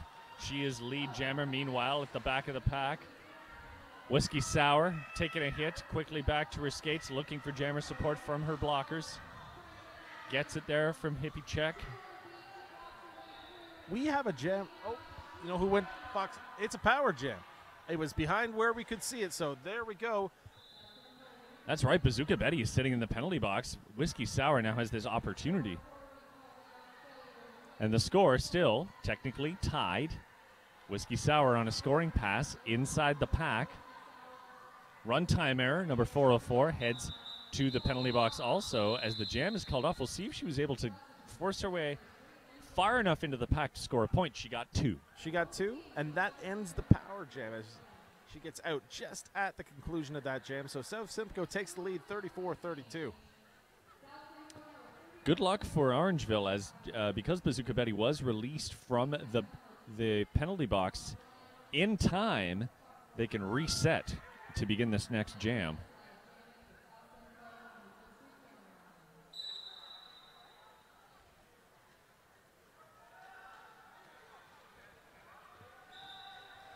Mass Genocide, lead jammer for South Simcoe. Case Max is rebuffed and sent to the back by Ojibwan Kenobi. Oh, and there's a freebie. Freebie on the inside there for South Simcoe. No one saw her coming, picked up 5 points. Yeah, Mass Genocide sailing through there with no loss of momentum. She approaches the pack, perhaps trying to do it again. She tries the outside, but finds that blocked. Puts hands to hips and calls it off. The damage is done. That was a little odd little fall there at the end in the pack. Everyone seems to be okay. South Simcoe pulling away a little bit with the 11-point lead, 43-32, with 10 minutes left in the game. Bazooka Betty returning to the jammer line. Despite taking a penalty in her previous jam, they have confidence in Bazooka Betty, putting her back out there to redress perhaps. Action underway. Bazooka Betty eyeing her opponent. Both of them get into the pack, starting to shopping cart those blockers in front of them, and Bazooka Betty has lead. And inside the pack Is held back, yeah. Hippie check taken out by Banana. Everyone's recycling, but jam's over. It's called off. Call it a nickel. That's 5 big points. I mean, it's clawing at that lead, 43-37. 9:30 left to play.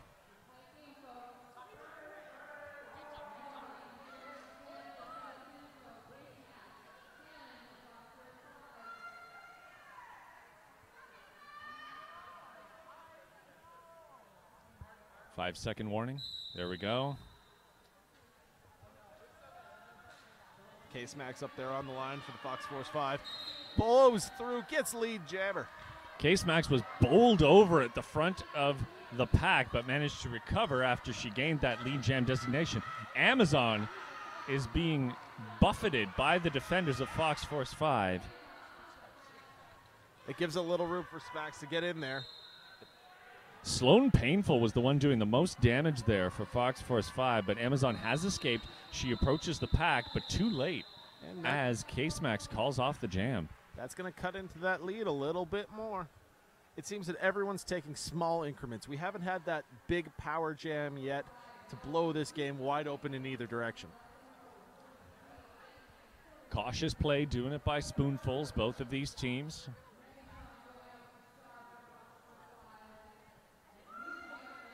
Bazooka Betty up front for the pack there, holding the line tight. We'll see what happens on this one. It seems to be a little different formation here for the Fox Force 5. Megantron, slips and slides, is forced to recycle herself and is just rubbed out there by Hippie Check. Bazooka Betty throws a big hit there. And that's Dine and Dash Tash. Is that right, jamming there for South Simcoe? Yes, 000. I haven't seen her with the star on her head today, but she's got lead. Dine and Dash Tash inside the pack. She is scoring. Hands to hips. She grabs what she can and calls it off. That's a two-point pickup. That'll put it at 45-41. South Simcoe in the lead with 7:30 left to play. South Simcoe with a little bit of a jammer shake up there, inserting someone new into the lineup just to create some life and some opportunity. And hey, the 2 points never hurt. At this point, you've played a fair number of games. You have to put some fresh bodies out there just to take a couple of jams. That way, at least you get your regular rotation jammers back in the mix. Give them a break. Let them go again. Playing again, Case Max jamming for Fox Force 5. Meanwhile, for South Simcoe, Mass Genocide. Case Max coming around the outside. She's lead.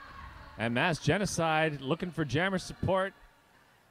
Unfortunately, knocked down and recycled to the back of the pack. Lady Di doing the damage there. Case Max re-encountering the pack. She's in. Forces her way to the front. One to beat. She falls. And Case Max, perhaps a little hurt. Yeah, that was an awkward fall on that hit. Hit the ground with an audible thud and decided to call off the jam, which is entirely understandable. But got 3 points, and we got a lead change. And a single point separates these teams. One more time, Fox Force 5, 46, South Simcoe 45. Just over 6 minutes left to play. These games have been tight all the way through this tournament. It's been a great format in that fashion. There have been some absolutely tremendously entertaining, last jam victories. Hippie Check, a lead jammer for South Simcoe. Away she goes.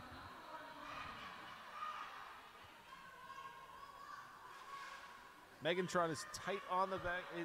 She's not going to have a lot of time to work with here. It's probably one and done. And you know what? We're going to call it 0-0. We're going to do it again. Nothing either way. 5.5 minutes now. And still just a point apart. Fox Force 5 46. South Simcoe 45.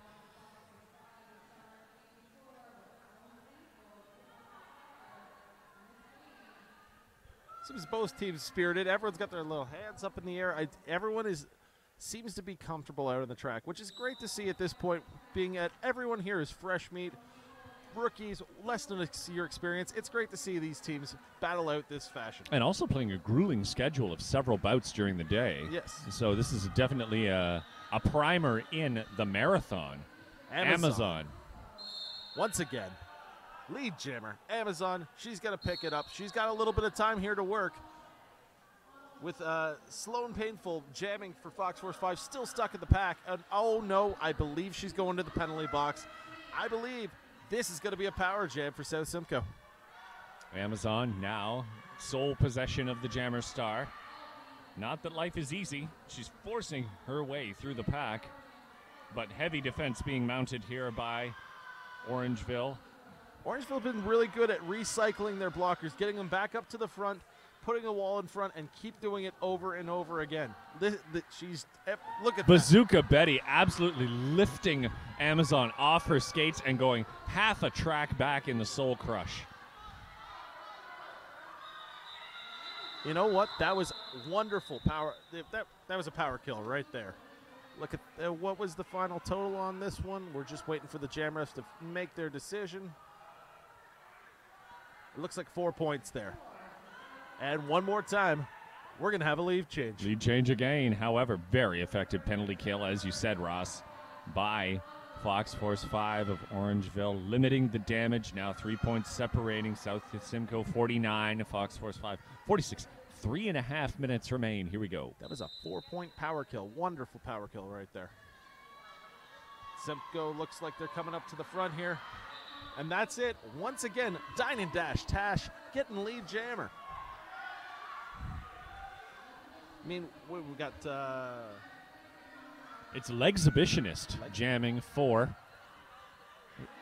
Orangeville. I guess they've decided to completely open up the jammer rotation on their part. Dine and Dash Tash is running away with it. Another big 5 points right there. We got 3 minutes left on the game clock right now, and it looks like she's just freewheeling on the inside. No one can see her. Another big 5 points. You got to look to the inside. Oh, and look at this. Oh, no. Legsibitionist with a penalty. That is a track-cutting penalty. No, forearm or low block. I believe that one is a forearm there from the jam referee. But Dine and Dash Tash is going to be able to freewheel a little bit more. She's got a minute left in this jam to try to put the punish on. Popstar receiving an out-of-play penalty. Just drifting outside that zone of engagement as she engaged with Dine and Dash Tash, who has opened this up for South Simcoe. The ladies in red, 64, a reversal of Fox Force 5 score 46. With 2 minutes left in the game, South Simcoe is going to start with a power start on this one. Probably about 15 seconds left in the penalty to Fox Force 5's the jammer. The winner of this bout, of course, moves on to the next round. The loser going home. This is elimination time.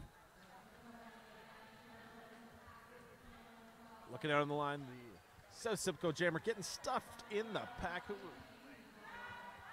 That's number 153, Mass Genocide, getting to the front, getting lead jammer. Pack's getting kind of dicey at the moment here. Everyone's trying to move to one side. It looks like South Simcoe has got the entire Fox Force 5 defense pinned to the outside. They are just opening up big holes for their jammer. And just as Legsibitionist comes back from the penalty box with great track awareness, head on a swivel, Mass Genocide turns around, sees her come, and calls off the jam. She could have kept going. She was on an afternoon skate, but she was very aware of where her opposite number was on the track, and that is smart gameplay. Right now we got South Simcoe 69, Fox Force 5 at 46 with under a minute to play on the game clock. This possibly could be the last jam.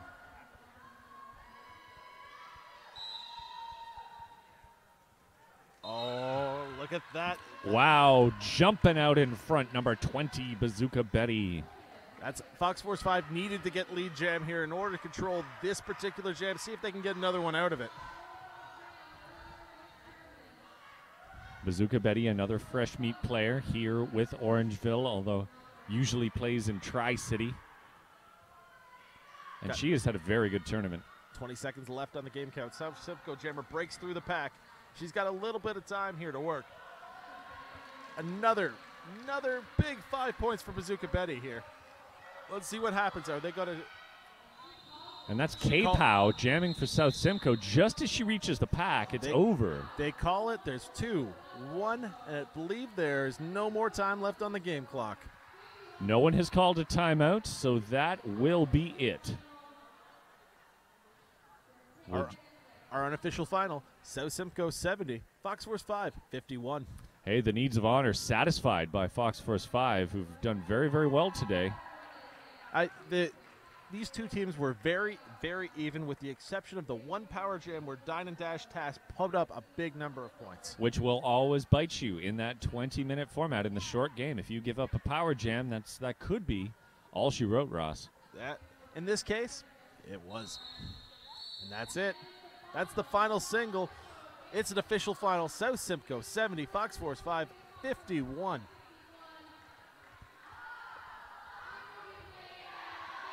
We're going to take a break.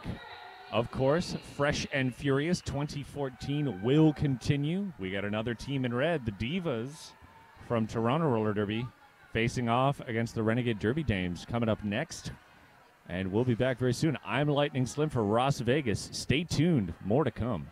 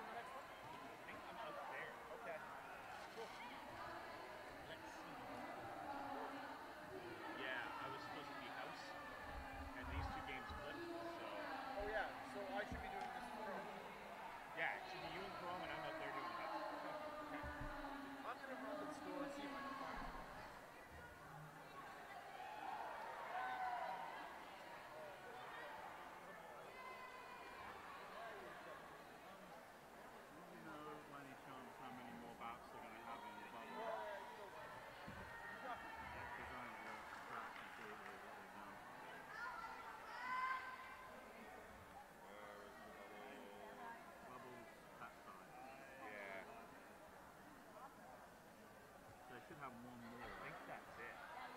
What, the 620 one? Yeah. Which will be, yeah, okay, now it's, yeah. They're all, but we are one behind, we're about behind. Well, this is why I'm wondering what happened to that. I think it was moved over here, but one was moved over here. I think there's still one more lying around. It really depends on what game they're on over there right now. Will you finish this here? I don't know. Who has just finished, William?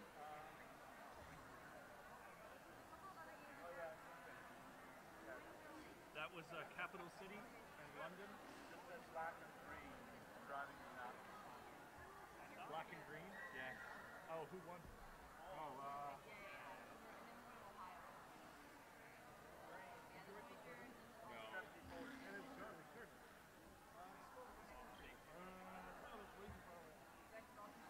so green won?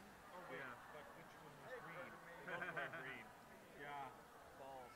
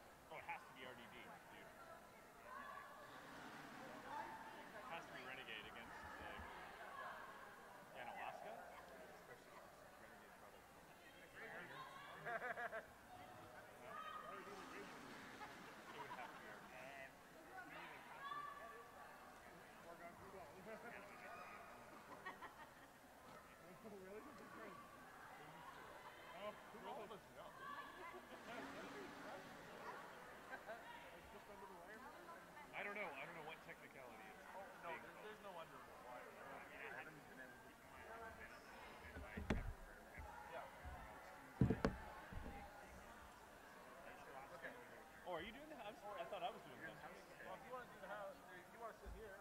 Oh no, because Chrome's here. Chrome's here. Yeah. I don't know. I just had game 23. Everything was moved back 40 minutes. I'm doing 6:20 game. Yeah, but this is game 21. Oh, next game in the bubble. This is game 21. There's an injury over there. Oh, again? Did they get her off the track? Pick her up and drag her off the track.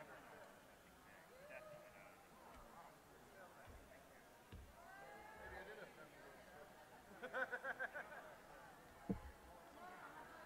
Oh, after this game. No, over there. It's not going to happen.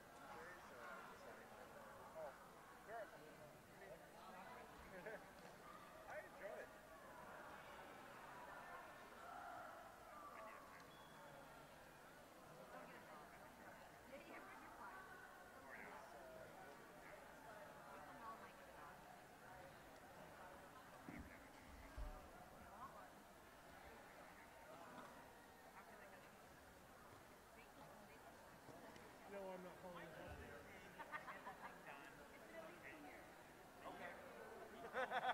Because you care. I think Chrome is supposed to, but I don't know. Chrome's stuck on the other side. Chrome was just here. Just here? Yeah, she was calling this one. Oh, over there, yeah.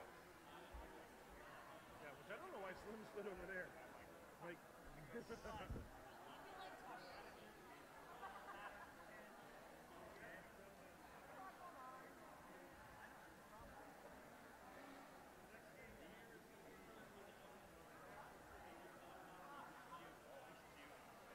Oh, so this is the one you want.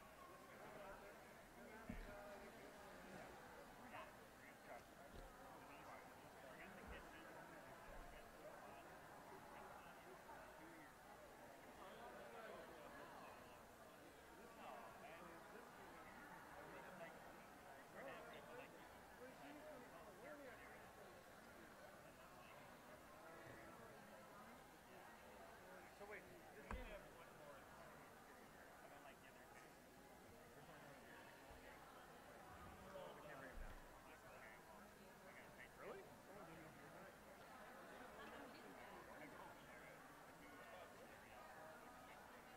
Are they providing water sources? I don't know, but if you need one, I got one. I'd love one.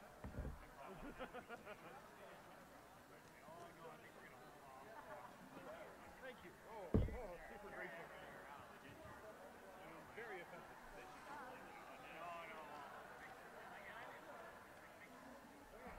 We're switching teams. With what? They're not playing anymore. Just give me the love music, right? Yes. Do you want us to announce it on the microphone? Or? Need somebody. Capital City versus London. When are these guys going to play? After this. Yes. You hop in. Yes. So we're going to go make this I believe. I'm going to go look at my schedule. It's game 23? Yeah, that's now game 23. Which was normally scheduled for what time? 11, yeah. The final game was supposed to be at 9, and I think It's pushed to 9:40. 9:40 and now 10. Yeah, we might have to. Okay. Ooh. And it's going to close. Yeah, of course. 5:40 game. Okay. It's supposed to be the 620 were switched. The 620 game has been played. No, that game. The 620 game was played at 540.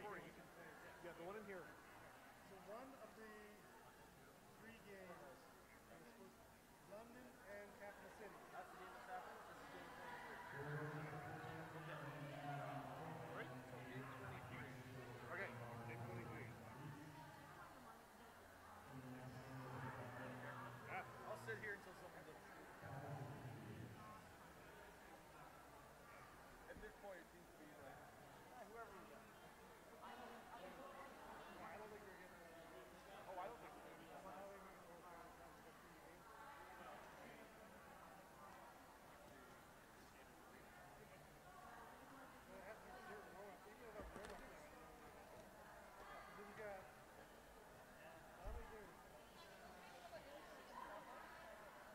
Game's going down to 15 minutes. Or keep the final games at 20 minutes instead of 30. We just talked. Yeah, it's good fun. We're just hilarious in this environment.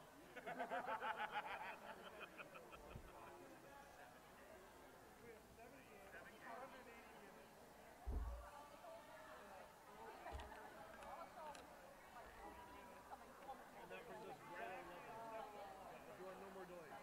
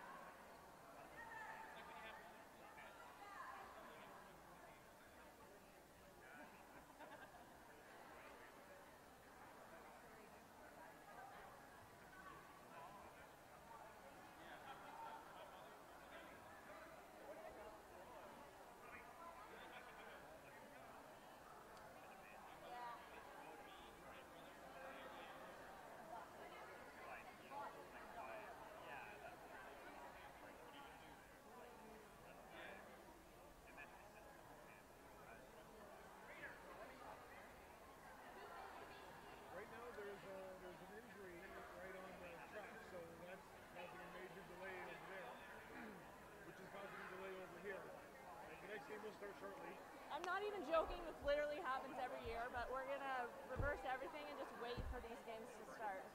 Okay. So the Divas versus Question Mark are up next. Question mark being. Whoever wins the game that's on hold in the bubble. All right.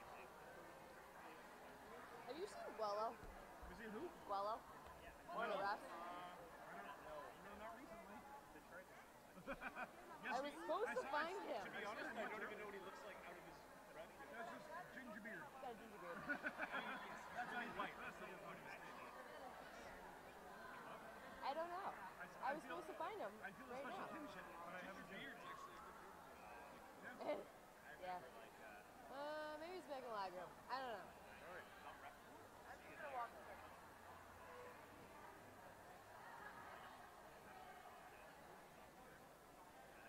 Okay.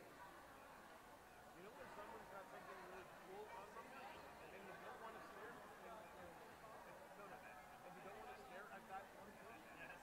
What is their eyes? But you don't want to stare, but you're practicing. If you don't want to.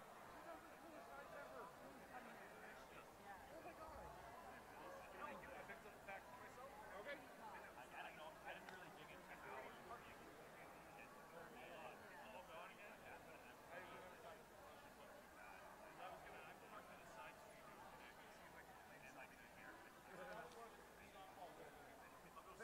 I was on a bike. I parked where the lines are. I parked where the bikes are. No, I parked in the spot that I'm pretty sure that no one's allowed to park. No, I know. I've been to this last year, so I knew to come early. Steal a spot that I could nose out and easy. And I said, yep. Like it's a longer walk to the back of the lot, but I didn't care. Yep.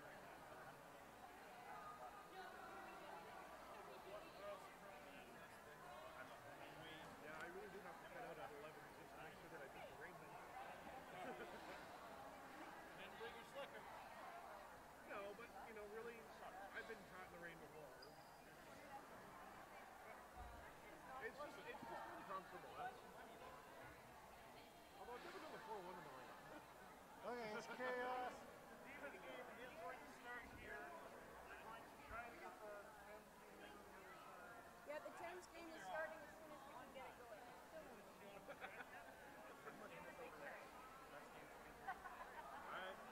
don't know.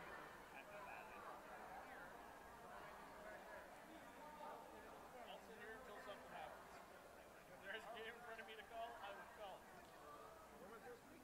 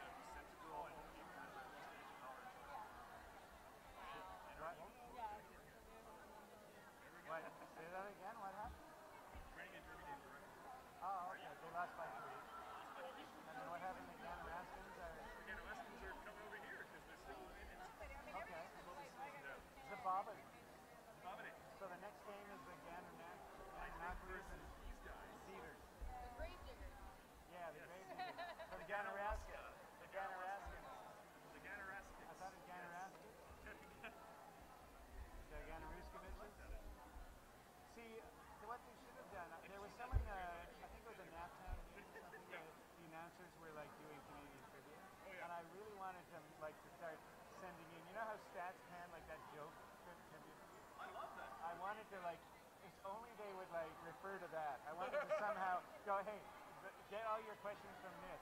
Yeah, when Eugenie Bouchard lost, he said 92% of Canadians are so over tennis right now. Exactly. Oh, all that stuff. They're like, just tons and tons like that. That's awesome. That's what they should. What they should base the trivia on. So, who were you supposed to be doing this game? He was doing Divas and whoever won RGB versus Canada. no, I mean, Oh, you. me and you, and I think I'm supposed to do the next. Okay. You want to sit here? Look at Luke. We should brought Nick prepared for the car. Wow.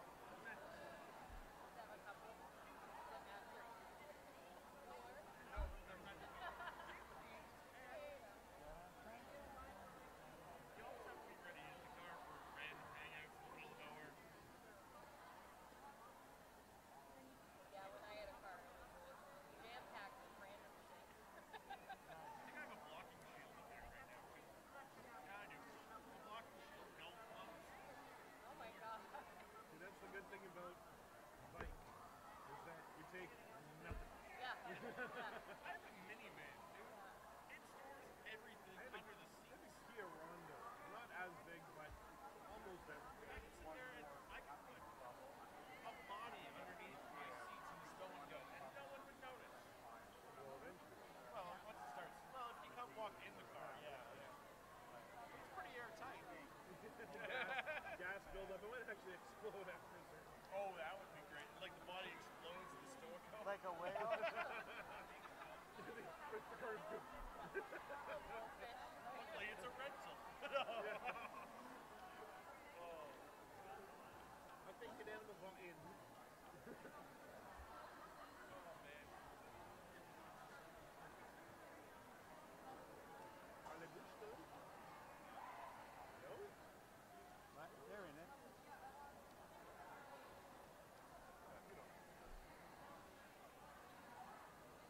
Yeah, they were supposed to play at 7. Against I don't know what's going on anymore. I just know there's a team going on the track that looks like they have just played a slobber knocker against the Divas who have been sitting here and just had it. waiting. Yeah. Slobber knocker. Yep. Who is that? It's a JR call. Well, I wouldn't worry about it. There you go. If you're bored one time, I've never been bored enough to watch wrestling. Oh no. There's a common theme on the internet now that's just JR calls that are overdone over cool things like the World Cup soccer, like in Brazil.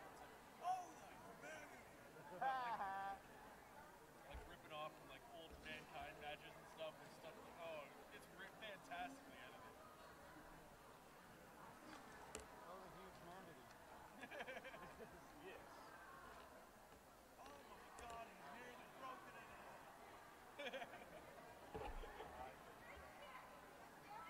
That skateboarding videos that are just overdone with ridiculousness, it's weird. He's announced wrestling for like 25 years at least. Alright, you know, they can actually start now. Just saying.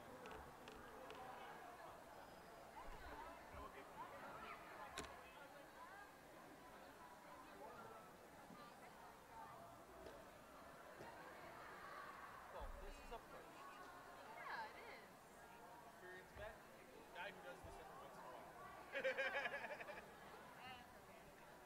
That's what this is for. I usually just follow Nerd's lead, so. Well, we'll figure it out. Take lead, don't take lead. But Well, we'll just Wrong finish about it. one thing.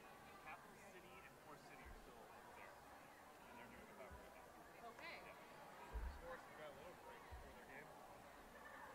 So, Yeah, I was. This is technically game 21.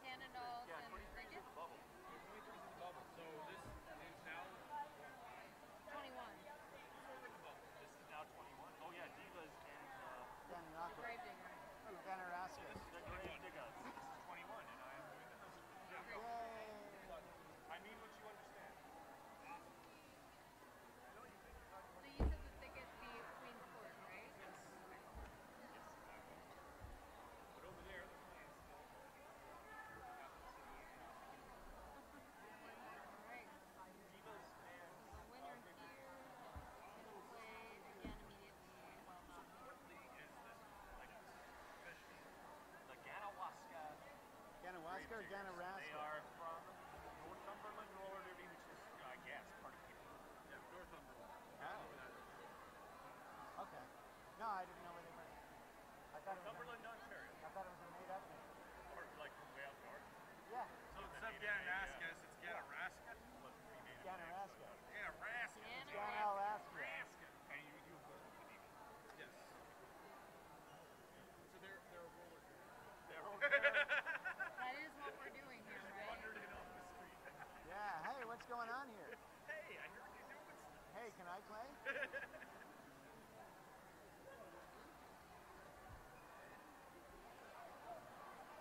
Okay, so I'm So Gathabasca? confused now. These guys are playing. Yes, I am.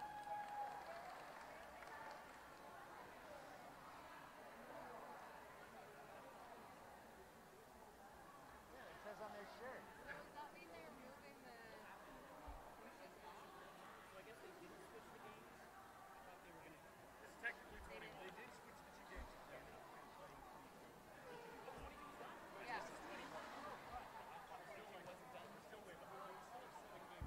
I know. Yeah. And so.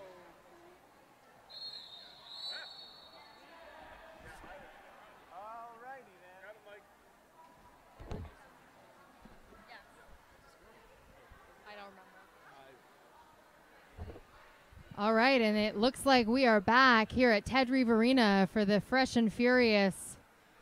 Just had a little bit of a change up. The Divas were waiting for an opponent to finish up their bout from the bubble, and they are going to be playing against the Gravediggers.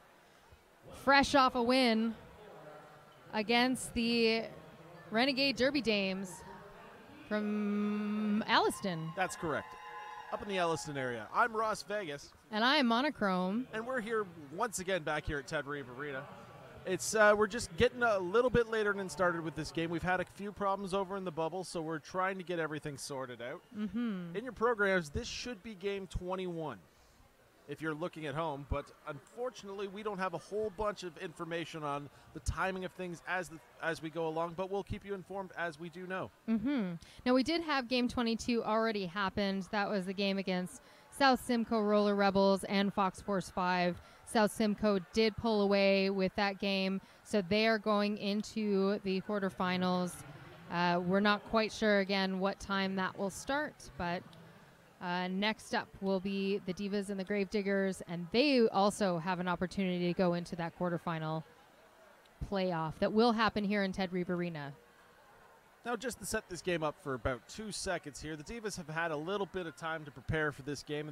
It's just the way the scheduling has worked out, so they've had the track to warm up. Gravediggers just came over from the bubble. Mm-hmm. They just completed their game, so we'll see what happens in this one. That said, the Divas have also had a lot of opportunity to cool down and get their brain out of the game, whereas the Gravediggers did just come off about this time between games is no more than a half time. We do have shorter bouts, so it could be that they have the track advantage because they have that derby already coursing through their veins. Yeah. Your blood's already going at this point. It's just a different color that's on the track with you. And speaking of colors, the Divas, which are normally red and black, they're wearing the red jerseys, and the Gravediggers are staying in black for this bout. What do you say? These teams need some introductions?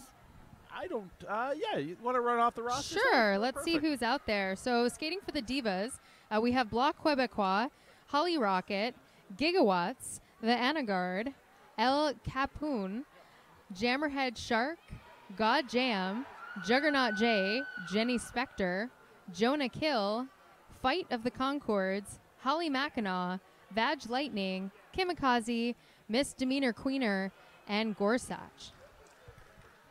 Up for the Gravediggers, we've got Miss Universe, Tara F&R Head Off, Miss Ashley, Fist and Shout, Spartacus, Riff Raff and Roll, Chronic Carnage, Brief 52 Bomber, Provokinator, Beat Anya, Sheetra, Mosh Pit Mandy, Iggy Popper, and the Blockness Monster. Now, it is worth noting that Iggy Popper has just graduated as a senior skater. She was skating with the Junior Roller Derby League. I'm not sure, probably in her hometown there. And so she's just now passed her minimums as a senior skater and is skating with the big girls for the first time this tournament. It's amazing to see how much roller derby has evolved with the junior divisions coming out into Canada, which is only within the last couple of years, but already skaters are graduating, coming into this level already with the skill set with them, and it shows out there on the track. Absolutely. And we've said earlier in tonight's boutcast that, again, Toronto or in Toronto, but also Canada-wide, juniors have only really been around for a couple years. So, you know, these are skaters that maybe started when they were 16 or 17, and it's pretty amazing to have even just that couple years experience behind them entering into fresh meet. But it really speaks to what's coming forward, and that's going to just keep happening. And this is really the first time this season that we've seen those juniors graduating up. So to me, it's still amazing being around this long enough. You mean 5 years ago, you wouldn't even think of seeing a junior skater on skates, let alone where the level of competition is at now, even at the fresh meet level. It's throughout the entire day, I'm consistently impressed on just the basic strategies being utilized so well with the 4 walls, 3 walls, rotating around with even waterfalls, and transitions didn't happen 8 years ago. No, like the kind of derby that I skated in 2006 and 2007 is just miles away from where these fresh meet were. And back then we wouldn't even dream of having a bout until we'd been skating for an entire year. Whereas these people have just passed their minimums and they're skating their first tournament, which is a totally different beast beyond a bout. And they're skating even a week after they've passed minimums, which I've heard a couple skaters have. It's amazing to me even seeing a lot of backwards blocking with so far in this tournament, not from a whole bunch of skaters, but the fact that it's even being attempted at this level just shows how well the training of all of these leagues have gone to produce everything. Like it's just mind-boggling to someone who's been around long enough, much like you, much like me. Yep, for sure. Well, we're still waiting to get this game started. I believe they're just trying to work out benches. It's again, since the Gravediggers have just come over to this side, to this arena, they're just trying to hammer out the last little things. I believe they're having a little problems with the roster for some reason. I believe they're trying to switch a couple of players in there, and I'm not 100% sure who's on the roster, so we don't get a look from where we're sitting, unfortunately. But pretty soon, the head referee Darko there will all figure it out. It looks like the NSOs are just clarifying for the penalty board, just making sure that they have the right derby numbers and that everything lines up. I mean, every once in a while, a number will sneak in there that you don't see who's on the track, who may be not on the board, and so you've got to sort that issue out right now so the game runs a little smoother. If you've ever volunteered to be an NSO, you can know that that could be a small problem, unfortunately. Once again, we'd like to thank all of our volunteers, from our referee staff to our NSO staff to anyone who's out here volunteering, helping out, putting this production on. One of these events takes so many people to make it run smoothly, and now we're actually starting the game. Both teams eager to get on this line, and it looks like we've got a bit of a conga line. Usually you would see a little bit more structure to the line, but it looks like the Divas have to concede, taking the front. It looks like that conga line is in short order turned into 2 lines of 4 here. Oh, and a nice push there by the Gravediggers. They did start off a little fresher. And that, I think it's Clinic Craze, is the lead jammer for the Gravediggers. Number 11 from the Divas, Holly Rocket, not far behind. Oh, and a nice baseball slide. She does like pick up 4 points. 4 in the door, but it looks like the Divas snuck in and stole 2 right at the end there. Yep, Holly Rocket did sneak in a few. Oh, and it looks like Tucanale is taking issue with getting 4 points with that jammer taking a knee. It was questionable whether or not she had passed while still upright or sliding across. Unfortunately, sliding doesn't get you the points, but there, she still got the 4. It's not how you end the jam, it's how you actually complete before the fourth whistle. True enough.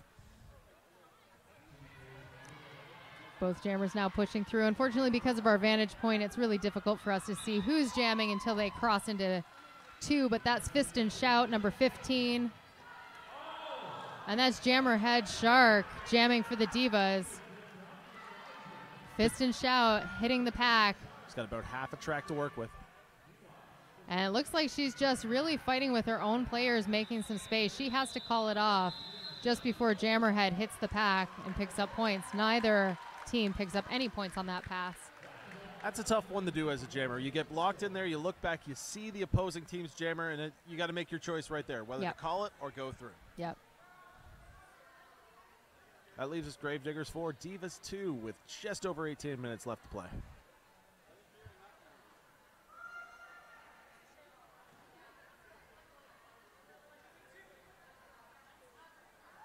Divas almost seeming to give the Gravediggers jammer a little bit of a hole to work with, but they like closed that up pretty tight. I think that was a little bit of a false hope there for Iggy Popper. And that gives the Divas jammer enough time to advance. Is that any guard out there? I believe it is. Sure is. And Iggy Popper is out of the pack. Annie Garter coming through for points. She picks up 4. We have a lead change. That means if you've got a Mill Street Brewery beer in your hand, you got to take a drink. Tap it up. If you have any other drink in your hand, you got to take a drink. It is one of those roller derby traditions I personally enjoy when I watch at home. It's after 5 somewhere, even here.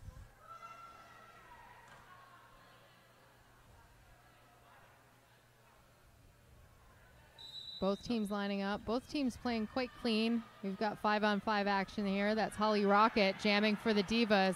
Just pushing her way through. She has 1 to beat. Gets a little bit of a push by Jonah Kill. And it looks like that's Connie Craze is being dropped to the back behind Block Quebecois. Giving Holly Rocket a little bit of an advantage. She has lapped the jammer now. Chronic Carnage is having a big trouble with that Divas back wall. It's just every time just getting shoved to the outside. It looks like there is a forearm being called out. I'm not sure which player got the penalty there. Oh, and I think this is going to be a low block.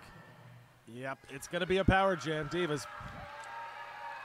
Chronic Carnage fell down, low blocked another blocker, and she's going to the box for 30 seconds. Holly Rocket avoiding a nice pileup, taking that inside line unscathed, and she picks up another 5 points. Well, this is going to be a big advantage to the Divas. Their power jam offense has been pretty good so far in this tournament. Yep. And Gravediggers just making a wall at the back, but not strong enough to stop Holly Rocket. Divas doing a great job of just sitting on that and letting it happen and break up. Holly Rocket getting through, scoring 5 points. It's like Gravediggers almost attempting to goat, which that's really not going to help them here. No, it's tough to goat in this particular situation right now. They're just got to need to maintain the pace of the pack at the back. And saving their points. I think positioning at the back is a tricky move when you've got a jammer on a power jam. It's tricky at the top levels, let alone here at this level. For sure. Now they are keeping it tight there, and they did have their jammer go through unscathed. She did pick up 4 points. Chronic Carnage out of the box, picks it up for a pretty. That's the thing. When you come out of the box, you're kind of unknown until you get to the pack. Sometimes you can just find that right line and sneak through without even being seen. Yeah, I think that pack was really focused on Holly Rocket on both sides, and that really helped the Gravediggers pick up those 4 points on her second pass. It's still a large advantage for the Divas, though. Divas 29, Gravediggers 8, with just under 15 minutes to play.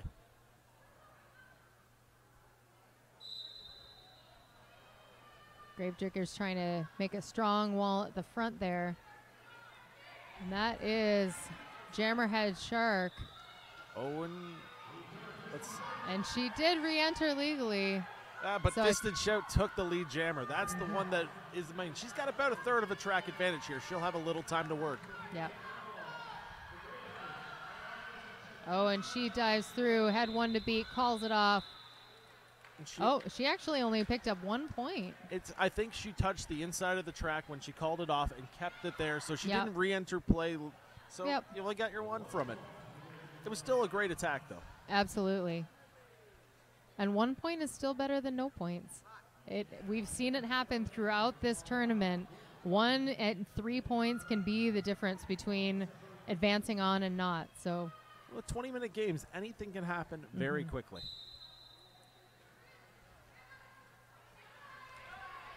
And that's Iggy Poppers breaking out of the pack first for the Gravediggers. Not far behind her is Annegard. Iggy Popper trying to get her team to keep moving. She jumps the apex, calls it. Did she call it on her feet and pick up the points? I don't know. We're still waiting for those jam refs to put up their points. That was 0 for the Divas. Oh, and 4 points for the Gravediggers. So she was successful in that jump. Yeah, it was a really aggressive line to jump the apex at that point with the pack spread out as much as they were, but it seems to have paid off in that situation. And that's what we're talking about with juniors advancing up. That level of gameplay is showing. Divas 29, Gravediggers 13, just under 13 to play. Whistle goes, and it's up outside line for the Divas. Jammer there, Holly Rocket getting lead jammer. That's Chronic Carnage stuck at the back behind a wall of Divas as Holly Rocket is coming around for points. Holly Rocket starting from the outside line, finds the hole, goes right through unscathed, calls it off. They call it 5 points.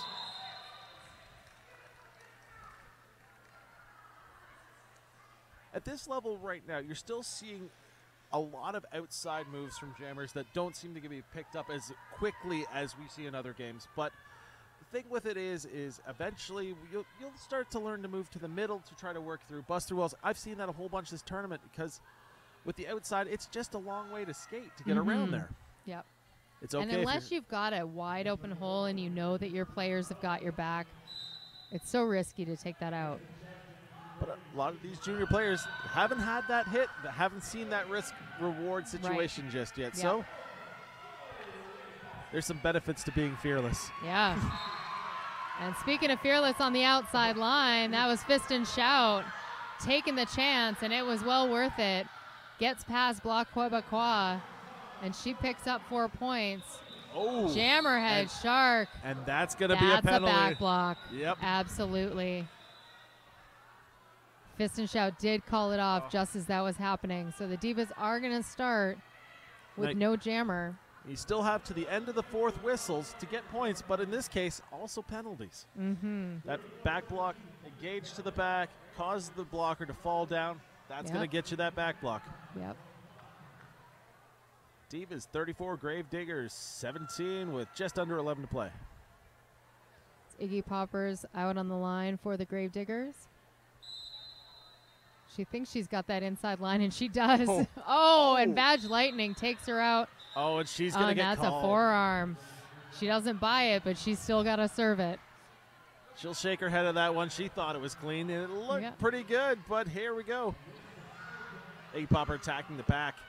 Divas trying to form a front wall. It does get broken up. Iggy Poppers is through again. This is what the Gravediggers need to tighten up this scoreline. And she calls it once again. They're going to start with a power jam. Jammerhead Shark is standing in the penalty box, but not yet released. So they're going to take this tiny advantage here. Now, what do you think personally right now with the new rules and being 30-second penalties? Do you prefer to have the power start in this situation, or do you extend your power jam? Which one do you think is better in general? I think it depends on your relative position on the track. I think in this case, she had already made her pass. She'd picked up her points. You know, it really did benefit her with just 10 seconds left in that jam to really start. And here you've got that power jam situation already in your hands. Just as Jammerhead is coming in, and she's hitting this wall of black blockers.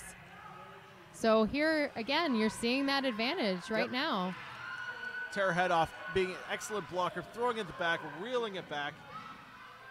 And Jammerhead once again trying to take that outside, getting hit out. Just getting quite frustrated with this. Gravediggers are taking advantage of this outside line. And look at that, wheeling it all the way back through the apex. And we're going to call that one a jam. Yep. Now that player that did draw her all the way back, that's 1111. Where is her name? Tara Effenhead. She ended up in the penalty box for engaging out of play. Now we've got a tighter scoreline. Divas 34, Gravediggers 29, only a 5-point deficit with just under 9 to play. It's tightening up really quick. As most of these games do, there's a point where it's a power jam away from being one side or the other. And especially with these short games, those power jams have a much larger impact. Not enough time to really recover from power jams. Oh, another lead for the Gravediggers. That's Iggy Popper jamming for the Gravediggers. And Anagard, who's jamming for the Divas. Iggy Popper just slides through once again, calls it as she's taking a knee. She picks up all 4 points. And that's going to tighten it up even more to a 1-point game. Just 8 minutes left in this game.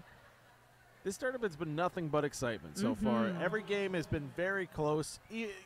And they're just getting closer and closer. Have you found that as we're getting closer to the end, obviously you're going to chip away those players that, you know, maybe aren't quite at the same level, and they just get tighter and tighter and closer and closer. A little bit of an aggressive jam here for the Divas. Divas having a nice strong wall against Fist and Shout, making it easy for Holly Rocket to get lead jammer. Just a quarter track behind, though. Fist and Shout is gaining on her. It's going to be interesting to see what she does at this spot. If she's going to just go. Oh, and there was an excellent block. Well timed on the Divas. Unfortunately, no points. No points. Didn't time it up just right to get that point. The bench is might be wanting to argue this one, it looks like. There's a timeout being called. Yep. That's Tucanale. That's the bench manager for the Divas. Really going to question whether points were scored on that one or not. Already in there, it looks like. I don't know if this is official review or not. It appears, signaling right now, it is a timeout for the Divas. Maybe he just wants the referees to think about it a little bit more in the last 7 minutes of this game. Yeah. Well, while we're here, let's thank a few of our sponsors during this timeout. I'd love to. We've got Mill Street Brewery sponsoring our jammer line. Mill Street Brewery has been the sponsor of this tournament for a number of years now, and also of GTAR in general as the league. Mighty Tasty Beer sponsor to have. We also have an amazing sponsor who I guess could be classified as tasty. Monster Muffin is the tournament sponsor. She is offering a hefty prize to the winner of this tournament to be used for uniforms, hot shorts, anything that your little heart desires. $500 worth of apparel, that can go a long way for any team. Absolutely. Yep, it seems the timeout's over. We're starting it up back left with 7 minutes left in the game with 1 point lead Davis. Looks like that's Anagard jamming for the Divas. And I can't quite see the jammer here for the Gravediggers, but she's out pretty quick, so it's not going to be long. That is Chronic Carnage. She picks up lead, and she's got the whole world to work this as Divas Jammer's getting trapped right in the back of the pack. Oh, what is going on here? Anagard looks like... It looks like we're going to have a power jam. It looks like a cut. Yep, she did get a cut major. Cutting the track at that point, it's a tough pill to swallow. So it looks like the other jammer was also awarded a penalty, so she's going to be first released out of the box. But luckily for Anagard, she only has to serve the amount of time that Chronic Carnage did. Already out. So she's already in play. Both jammers kind of where they were before all those penalties were started. But what this does mean is that there will be no lead jammer for this game. It's going to go, this jam is going to go the full 2 minutes. Although that said, 1 minute is already gone. It's going to be a race here at this point just to keep going through, because you know you have to work the entire 50 minutes. It's a tiring part of your jam when you know you can't stop it. Yep. Anagard unfortunately not able to take advantage of that howl on the inside, but she takes it on the out. That was a beautiful avoidance right there by Anagard. Chronic Carnage now approaching a big wall of Divas. There is no pack called, so one of these teams has to either drop back or move forward. I mean, that was a wonderful blocking-wise from the Gravediggers. They slowed the pack down. They broke the pack. Yes, they're going to take the penalty, but guess what? Their jammer got through. Yep, and Juggernaut J is actually going to serve it along with Gore Snatch. And who else we have going in the penalty box? Provocaner? Number 616, provoking her. It was a conga line into the yeah, penalty box. Absolutely. Oh, and it looks like, oh no. Gravediggers are taking another penalty for cutting the track. So this is going to start as a power jam for the Divas. Full 30 seconds being served by Chronic Carnage. Gravediggers with 41 points. The Divas now at 47. Divas, of course, wearing red, Gravediggers in black. We have 4 minutes, 40 seconds left on this game. This could be the crucial point of this game for the Divas. And, of course, we and get there's an official timeout. Just when we're about to start that, unfortunately, you know what? I can see there's a lot of people in the penalty box. They probably just want to get everything all sorted out. Absolutely. I mean, within these short games, there's so many points that go up on the board. You just want to make sure everything's right before you start it up. But it looks like right now that we've got NSO, man, I'm a door in the middle there talking to the officials. It must just be a matter of some housekeeping, a little bit of accounting errors, but they'll get it all sorted out quickly. It's a lot easier to take 30 seconds right there and then to have that explode after the game or a minute. It's much better at this point. Once the game's over, the game's over. Exactly. So you got to clean it up now.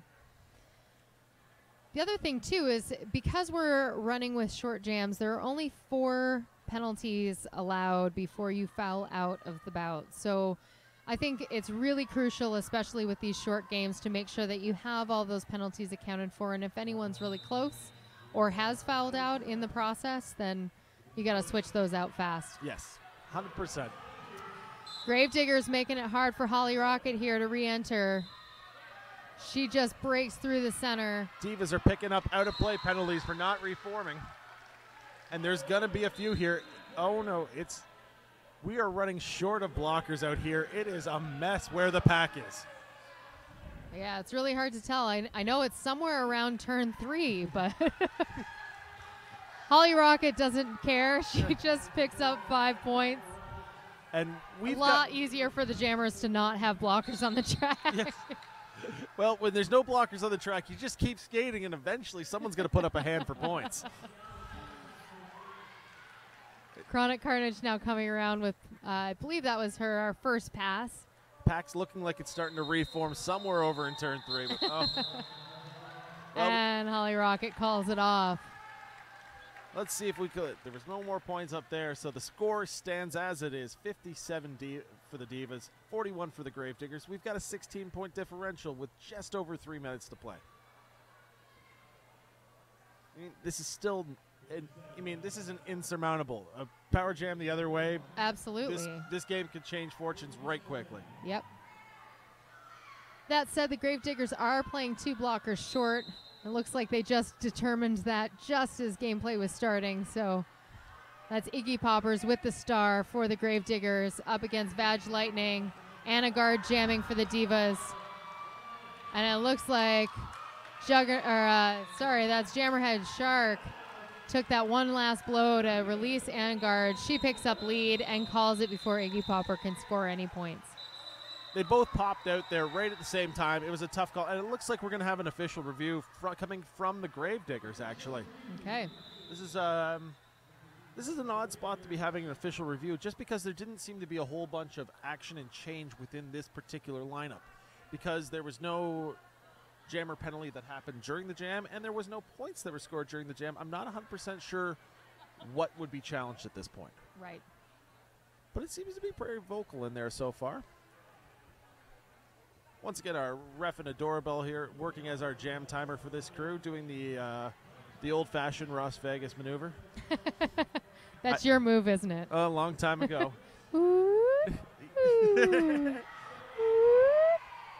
I'm sure people at home would remember that at some point. I will never live it down, no matter which way. You're part of Derby history. There's a little bit of lore that travels with me every once in a while. But it's also fun to be on this side of the microphone this time. Isn't it just? I enjoy this. I almost prefer this than skating. Do I? I don't know. It's hard to say. It's been a year. I barely remember skating. People have said to me, it's like, why aren't you officiating? I'm like, well, I kind of enjoy this too. I like not being yelled at. How's that? I'm not going to complain with that. Well, starting back up here after the timeout, it doesn't look like anything's changed on the board, so Nope. we're going to just assume that one was left as is. And Just wanted to chat. And it's also fair to note that I'm sure a lot of these bench managers are also just as fresh as the skaters. So sometimes you do take those official reviews and timeouts when maybe you don't really need it for a strategic move. no, but the strategic move in that case is to kill as much time as you can so you can get your jammers fresh and get her back out there. Truth. Holly Rocket looking pretty fresh out there. Just gets past the Gravediggers, all 4 of them. She does pick up all the points. No.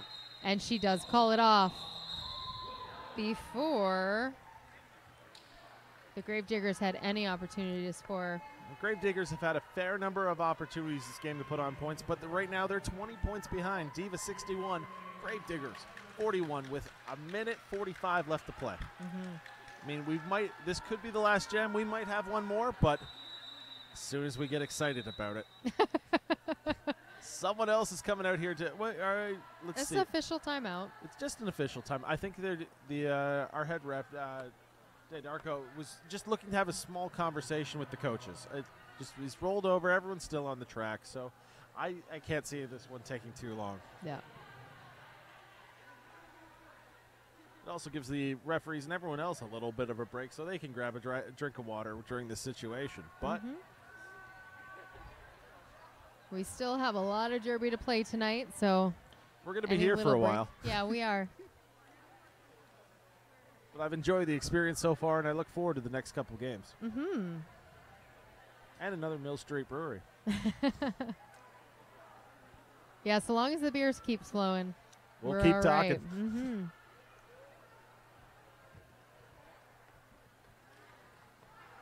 Well, it looks like they're trying to sort out right now where there was a penalty that had happened. They're pulling someone from the box. I can't see who it is from here, but it looks like they're just straightening out the amount of times people that are supposed to be in the box at this point. Right. And it looks like someone's going back, and she is going to serve, let's see, as jammer or as blocker. It appears as blocker. So they're going to have 2 blockers on the track to start for the Gravediggers.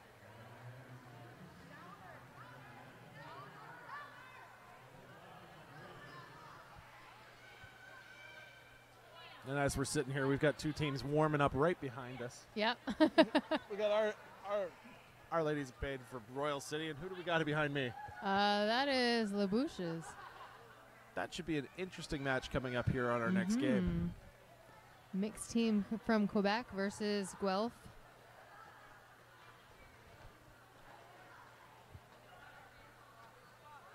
Still working on this official review.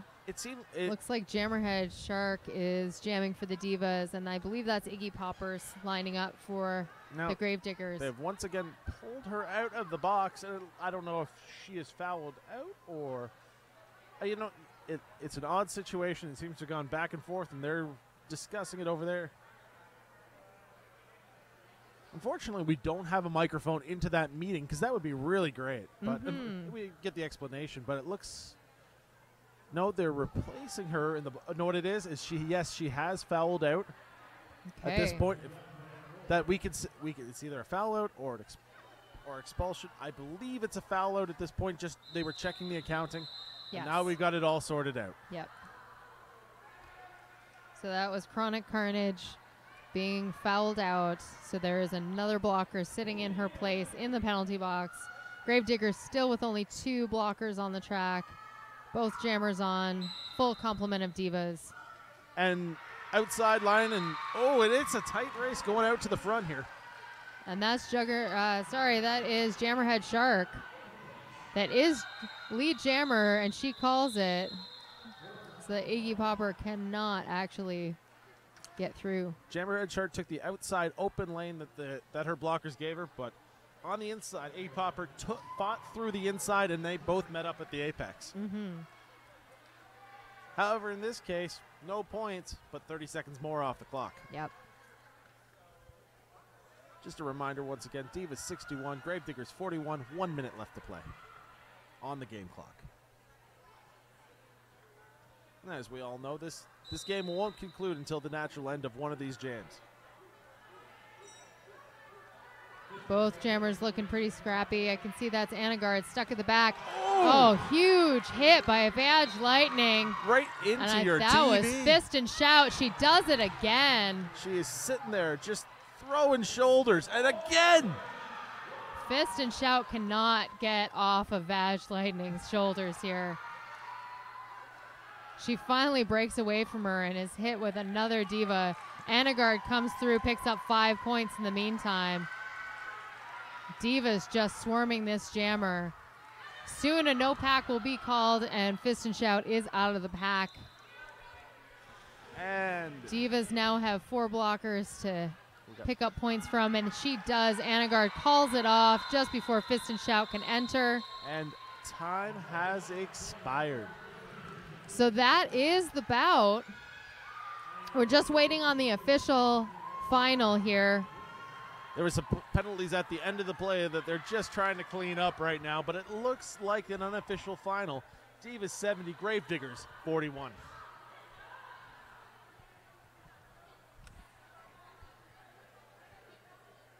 I mean, it seemed to be a very consistent performance from the Divas once again. Yes. I mean, it shows in the training so far that, I mean, they had a little struggles in their first game today. Just kind of, it looks like just getting organized, but as soon as they got organized, it's been a powerhouse so far.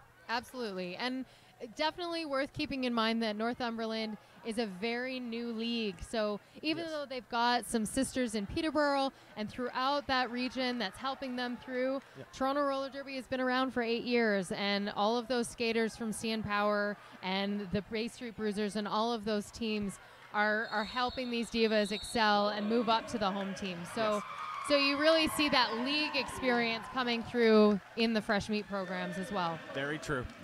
Well, that's our official final. Divas now 70, Gravediggers at 41. That is the official final. The Divas will continue on. I believe if everything is all it was cracked up to be originally, they may actually be playing after the next bout, which will be the Bouches versus the Ladies of Pain. So it is about 7:30 now. I'm willing to wager that they're going to play somewhere around 8:20. That sounds about right to me. Because they'll probably be about 10 or 15 minutes. I know they're trying to tighten up the schedule, so I would guess somewhere between 7:45, 7:50 for their next game. As we don't have word officially what time it's going to start, we're just giving you our best estimate at this point. But I know that we're trying to speed things up just so we can fit everything in before 11 o'clock. Absolutely. Divas quite happy about that win.